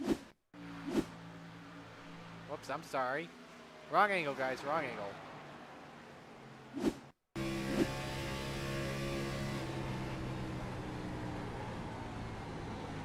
Just got up on him.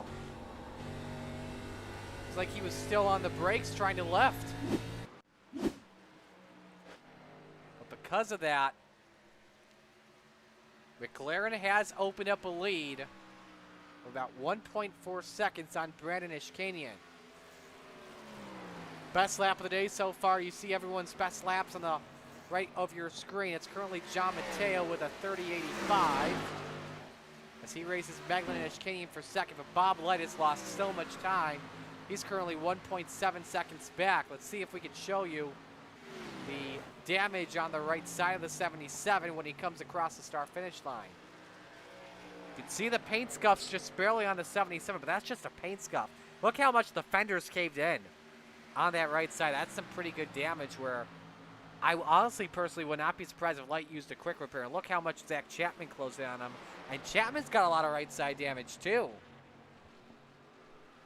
And pit stops are underway. Jason Hans the first one in the Training Wheels Racing 50, or sorry, the Team Watson Race Setups 54.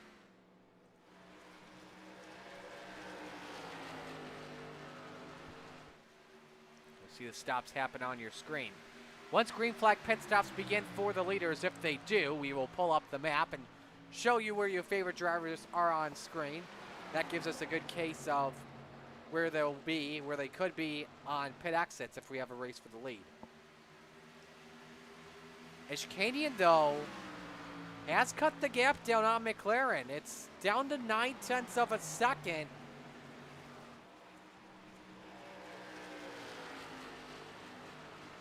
Show you the last 5 laps here.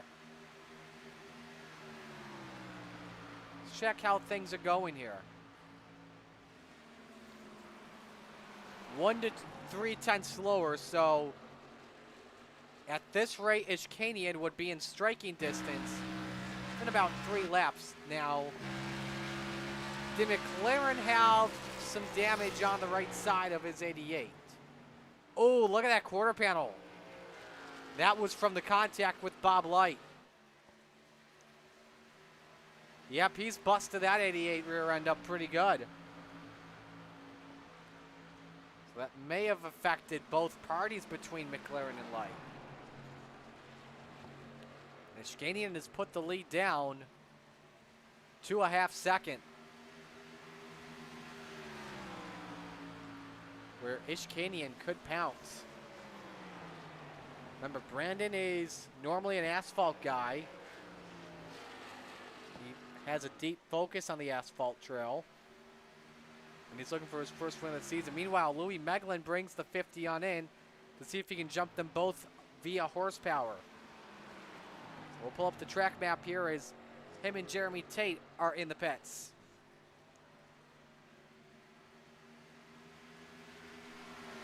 Jacob Butcher also in the pits.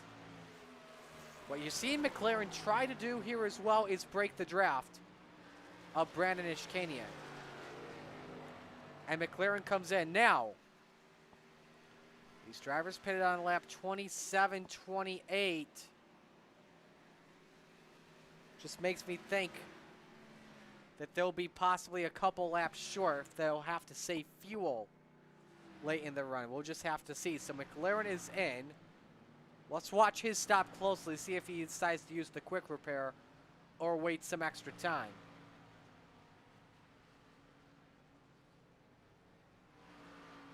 Mateo's also brought the 82 in. McLaren may go without the... He's not going to go repair damage. I should say he won't repair damage. Leaders are in Ishkanian, Johnston, Light, and Landis. That will give Zach Chapman the lead. Roland Olsen to move up to second. Let's watch Bob stop here and see what he does. Now, a lot of drivers paid on lap 30. That should put him good to go to the end.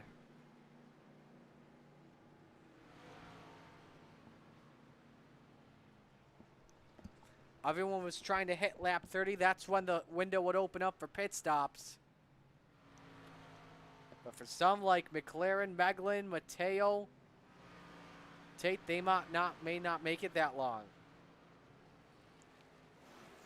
And you've seen as well on the map, Meglin has jumped Ishkanian, Mateo, and Johnston.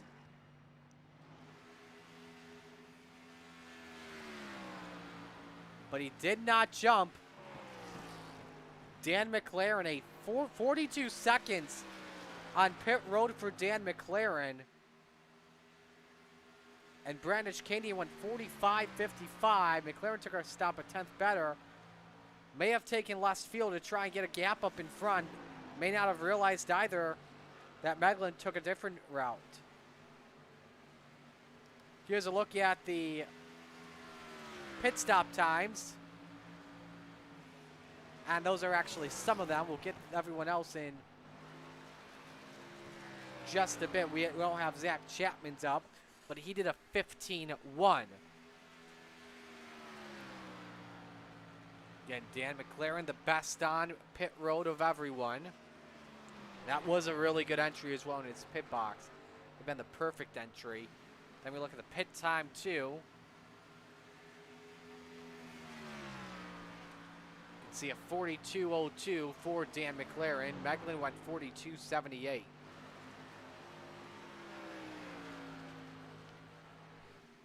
So now what we look at here is Dwayne Simons brings the 25 in. So now what we'll look at and see is the closing rate when it comes to the tires. The drivers that pitted on lap 28, the drivers that pitted on lap 29 and lap 30 like Brandon Ishkanian. He was slower, though, than the top three last time by. Mateo ran a 31.26. So he was the better amongst the top 5 drivers. Give credit to Jason Hanna as well, running well. He is in the 5th spot. Bob Light did have a slower stop. We'll take a look at the right side off turn 4. Either he repaired it or he suffered a pit road penalty.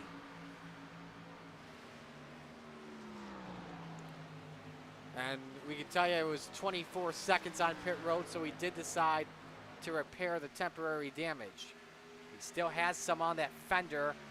It's caved in just a little bit. No tire rubs, luckily, on iRacing. So, but Bob did have the slower stop amongst everyone.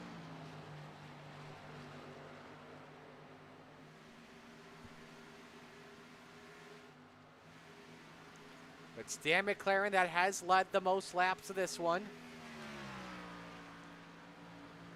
In fact, amongst non-pit stop related situations, he's led every lap except for one. But of course, obviously, if McLaren wins this race, not only will we have the talking point about the way he held on after pit stops, but also the contact with Bob Light. Mateo better amongst the top 5, but he is 5.7 seconds back. Give you a full field rundown here while we are at it. You can see the leaderboard on the left of your screen with 25 laps to go. Dan McLaren, the leader. Louis Meglin in second. He's currently your hard charger of the race. He started from the 9th position. John Mateo currently runs in 3rd. He's kept the car consistent today. Brandon Ishkanian 4th. He was close to taking the lead from Dan McLaren, and then pit stops happen. Colin Johnson rides in 5th position. Jeremy Tate runs in 6th. We mentioned Jason Hand's been very quiet in this race. However, though, he did pit on lap 23, and the tires may start to fade on him. He's in 7th. Zach Chapman runs in 8th. Jeff Kemper, currently the 9th place driver, and Butch Baker rounds out the top 10. Randy Shreves rides in the 11th spot. Terry Landis drives in 12th. Tim Chapman scored in 13th. The Bassman Roger Craig with a 14th place run at the moment. Bob Light in 15th, may pass the Bassman in just a bit. Jacob Butcher is 16th, races Roland Olson for the spot. Dwayne Simons is the first car a lap down. Peter Thompson did not start the race. Thompson is race control.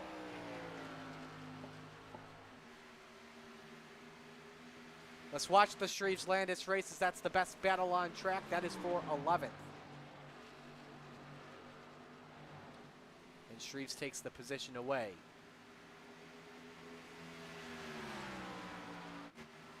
Bob Light about to cruise past Roger Craig, the 14th spot, and the lap cars are coming now. Dan McLaren catches up to Bob Light. I would be interested to see what happens here.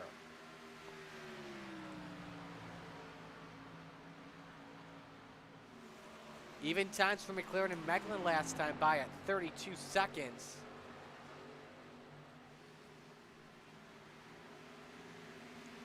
There you can see what it's been like in these last few laps, that McLaren's actually been able to increase the lead on Meglin thanks to the better pit stop. Then we look at Meglin Mateo, see how that shifts. Mateo has creeped it down just a bit, but 4.5 seconds back.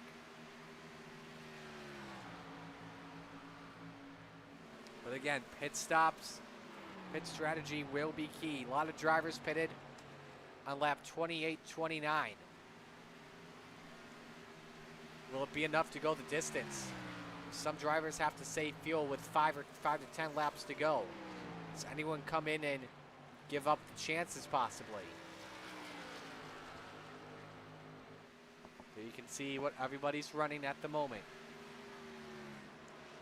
Back to the Landis Shreves battles. That's the one everyone's watching closely.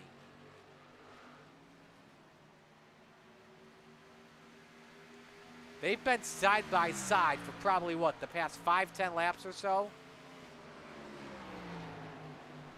See Landis lets Shreves have it. Jason Hand brings the 54 into pit road. I would assume at this rate here with 19 to go, probably 2 tires and fuel would send him scot-free to the end.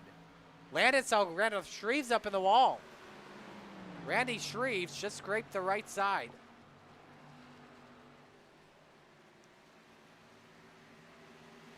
And he may lose a spot to Tim Chapman too.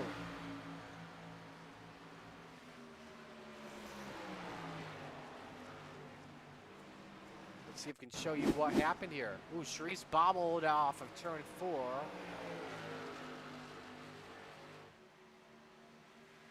He has it straight, has it straight, has it straight. I don't know why he didn't have a better angle on that second dog leg. That's a little confusing as Tim Chapman has taken 10th away from Randy Shreves. McLaren, by the way, did put Bob Light a lap down a couple moments ago. I'm going to rewind this for the heck of it because I want to see what the pass looked like.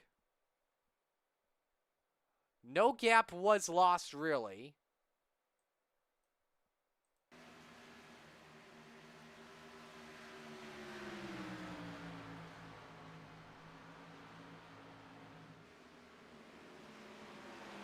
But Light just let him go.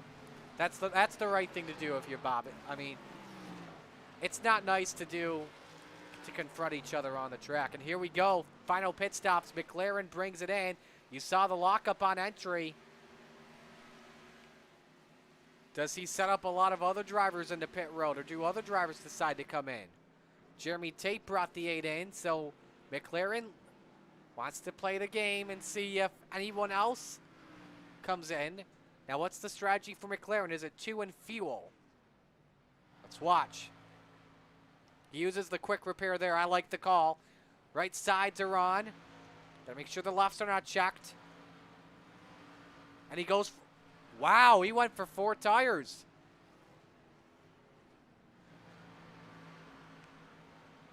And Randy Shreves is all over Dan McLaren. John Mateo is next. Now, Mateo knows that McLaren did 4 tires with 14 laps to go. Does Mateo decide to take 2? I would love to see somebody take 2. And see if that can pay off.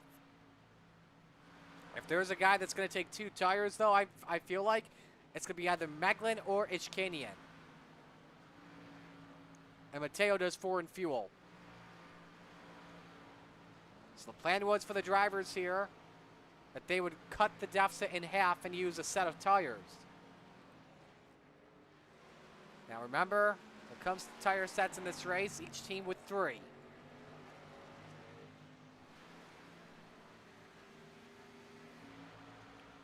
Race for 5th, meanwhile. This is Terry Landis and Butch Baker.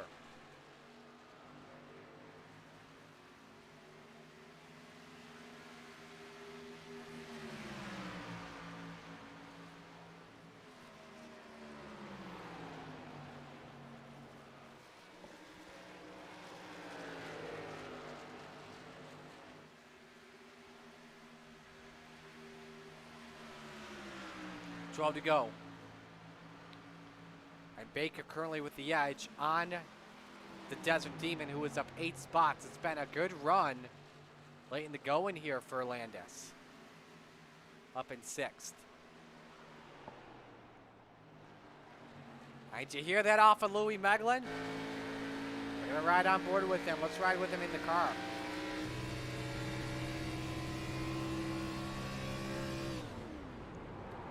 Clutch is in, folks.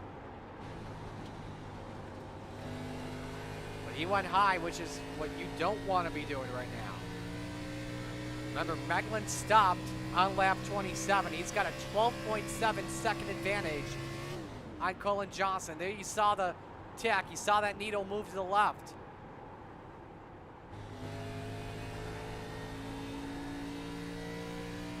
And I think a lot of drivers may be playing the fuel game here.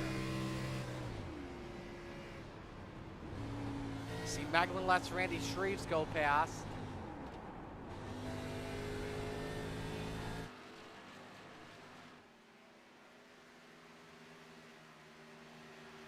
See how much time he lost there. It was a 33.98. Are other drivers hitting that 33-second time? Let's ride on board with Cullen here. Cullen went 33.15. And Cullen's not clutching in turns 1 and 2. And he pitted on lap 29. And he sees lifting down the straight. That's his plan to try and get to the end. We want to go shortest distance around, which is obviously on the low line. Zach Chapman, we know he's good to go on fuel. And he's in the 3rd position. 8 laps remain. Meglin in the 34 seconds. That last time by.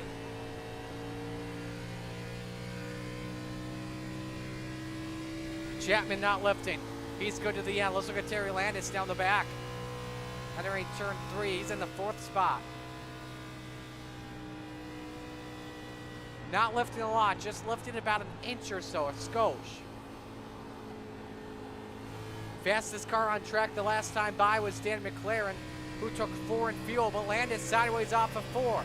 McLaren brooms pass with 7 laps to go. Dan's up to 4th. He's 21 seconds behind, though. He's running 3 seconds. He's running laps 3 seconds better than Louis Meglin.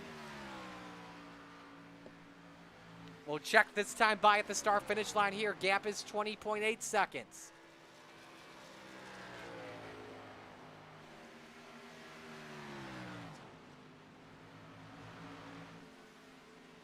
Meglin ran a 33.50 last lap. McLaren 31.70. Gap is 10.8 seconds. Meglin up the track once again.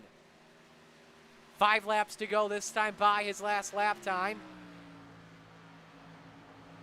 33.87.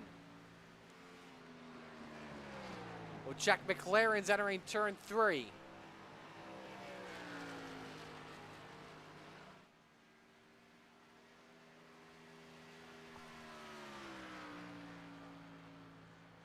$31.77, so 2 seconds better. He would have to be 10 seconds behind to have a chance at it, and right now he's 17.6 back. I don't think it would be enough, really.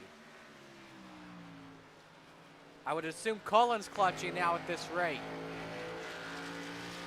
Let's listen on the car. 4 laps to go. Louis Meglin in the 50. Johnson's going up the track, which is just even worse. But Meglin now, look at this traffic he's in. Look at all this heavy traffic he's in. If I'm Louis, let it go. 3 laps to go. Gap is 8.7 seconds on Cullen Johnston. Lost 2 seconds that time.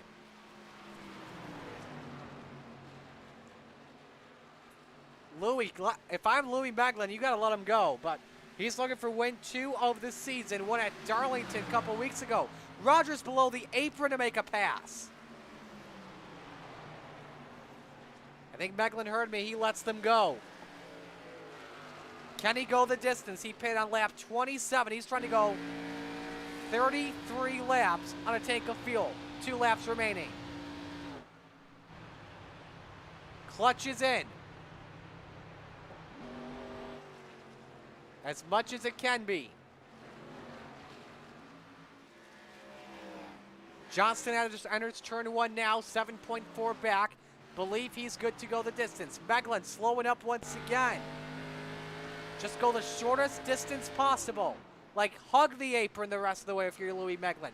Gap is 6 seconds. Is he out? Is he out? It's 5.8 seconds.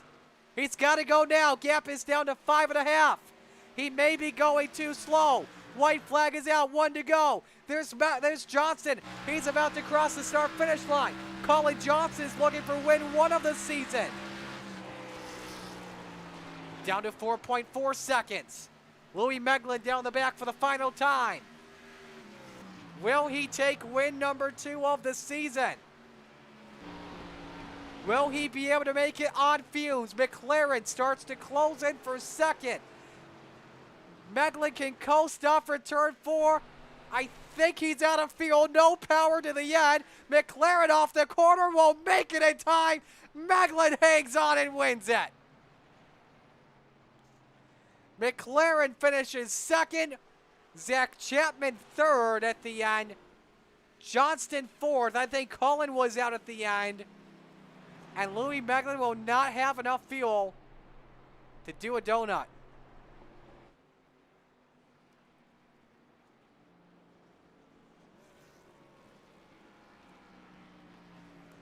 And it just makes you think now here, if you were Dan McLaren, just thinking, should I have taken 2 tires at the end? But you got to give it up for him. A second place finish. A great run for him, without question.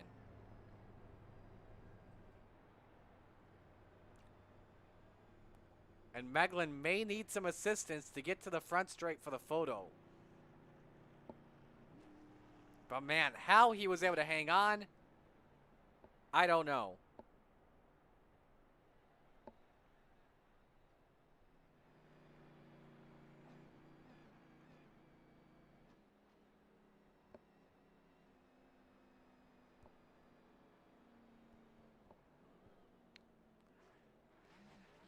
Oh, look at that. Meglin. Oh, he had barely just enough, but I don't know if he'll be able to make it now.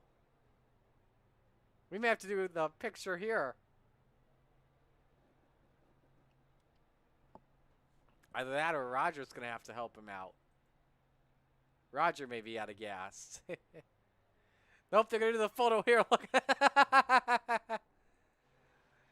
McLaren's backing up. I think he's trying to push Louis. This is going to be the most hilarious post-race celebration ever. He's trying to push him straight, and then they can put him on the front straight. I don't think Meglin's pushing. Here comes Educadian.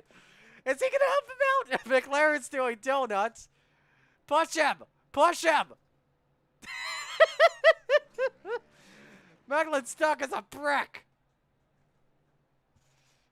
All right, Zach, you may just want to go over there.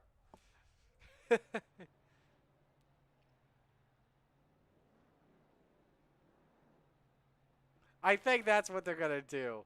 Or is McLaren gonna push him on from the rear?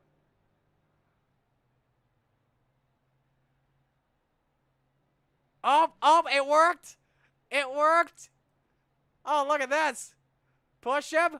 Push him! Come on! Come on! Don't spin him, whatever you do! There we go! Meglin made it to the finish line. And now they can take the photo. I hope that makes the lounge chat on Facebook tonight. But Meglin the winner, Dan McLaren second, Zach Chapman third, Colin Johnston fourth, Jeff Kemper fifth, Roland Olson, wow, 6th place finish after being in the rear throughout the entire day today. John Mateo 7th, Brandon Ishkanian 8th, 9th Terry Landis, and 10th Dwayne Simons after being in the back today. Jason Hand 11th, Bob Light 12th, Jeremy Tate 13th, Roger Craig 14th, Randy Shreves 15th, Butch Baker 16th, Tim Chapman 17th, Jake Butcher 18th, and that is how they all finished this evening.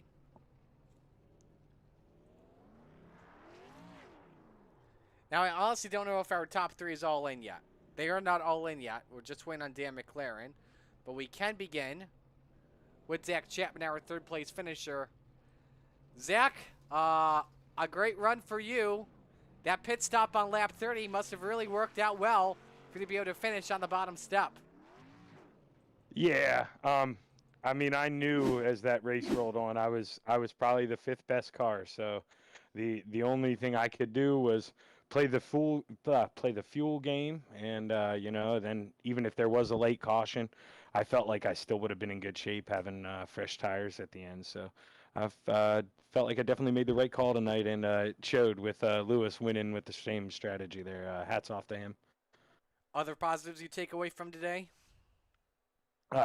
Finishing on the podium, man. Anytime I get to come up here and talk to you, Marty, it's always a success. Definitely is. Who do you want to give shout-outs to? Shout out to all my teammates, Gambler, my dad, my wife for letting me do this all the time, Andy over there, Cool Ray, Aiden with his Young Gun Creations deal, and last but not least, you, Marty. Love going back and listening to your excitement. You do a great job in here. Well, you're going to like the post-race shenanigans that just broke out. So yeah, I can hear it going on. I yet to see it. All right, man. We'll let you go. Congrats. Thanks, Marty. Have a good night. Let's go to our second place finisher in Dan McLaren. Dan, oh, so close, man. Was there anything you were thinking of that you could have done differently in that final pit stop to try and pass Louis Meglin at the end? No, just the fact that just one more lap, but everything ran exactly how, flag to flag races go. So they did a great job saving fuel. I just ran one lap short. I do want to ask as well, from your perspective, we were watching the race for the lead between you and Bob Light. What happened from your perspective? Yeah, that's 100% my fault. I feel terrible about that. I just car pushed up, and we're both, there's not much you can say other than sorry, but yeah, I just overdrove the corner, and then the car just drifted up and got into him, and Absolutely. I feel terrible about it. Absolutely. Well, you had a great run, though, man. Who do you want to give shout-outs to on this second place run? All the guys at Venom Racing, Coast to Coast Racing League, WildStar Custom Fabrications, VMR Wraps, and you for putting on this awesome broadcast, man. All right, appreciate the time, man. Congratulations on a good run. Thanks, brother. Dan McLaren, our second place finish. We go to Extreme eSpeed TV Victory Lane. We're on fumes.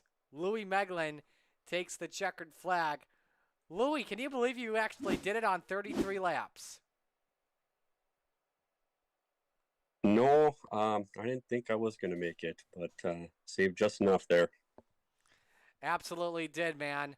What lap, I got to ask, did you begin clutching it to try and save? I don't even remember. Maybe with like 15 left. Okay.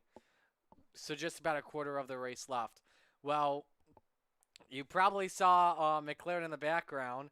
I'm pretty sure you're glad as well that this race was not a 61 lap race instead of 60. Yeah, I would have been in trouble then. Yep. Nope, that's enough. Absolutely. Was pitting on lap 27 from your end when you decided to make the pit stop. Did you think as well, because McLaren had some damage earlier on in the race, did you think that pit stop would have given you the lead on the way out? No, I actually, we should have stayed out longer, I'm thinking, for fuel saving, but no, I didn't know he had damage, so I just kind of thought that that's where I would be. Gotcha. Well, next week you got Sonoma. What's the outlook look like there? I gotta buy that one too, so I guess I'll start practicing on it. Probably a smart idea, man. Who do you want to give shout-outs to on this run? Thanks to my dad for spotting for me, and last time I forgot to thank my wife, so I'm gonna thank her this time and let me race cars for fun. So probably a good idea to do that. Absolutely. So, but we'll let you go, man. Congratulations. Great job. Great win. Great performance. Thanks for doing this too. Absolutely. Appreciate it. Louis Meglin takes the win in the Charlotte 90 this evening. So we will wrap things up here, put a bow tie on tonight, and end things off with our schedule for next week for Championship Night, or Championship Week. We mentioned it earlier. Next week, Monday Night Madness, the Knoxville Raceway Sprint Car broadcast begins at 8 p.m. Tuesday night, Topside Tuesday, Pro Late Models at I-55, and the Truck Trail at Worldwide Technology Raceway. That all begins at 8 o'clock as well. Wednesday night is, actually, correction, that begins at 8:15. I'm sorry. And Monday night's at 7:45 p.m. Wednesday night, the Hometown Heroes ends the season at Knoxville, and the Cars Tour at North Wilkesboro, that begins at 7. Thursday Night Thunder goes to Knoxville, begins at 7 p.m. for the small and big blocks, and then the Xfinity Trail at Sonoma. So that'll wrap things up here for us tonight on behalf of everyone at the Coast to Coast Racing Network. Roger Craig and Preston Kramer, all their phenomenal crew. Shout out is always to my broadcast. Actually, I didn't have a broadcast partner. I'm sorry. Marty Sakala sign off. Congratulations to your race winners this evening. You had Joseph Grandy in the small blocks, Kurt Schatzer in the big blocks, and Louis Meglin takes the Xfinity Trail. So long, everyone.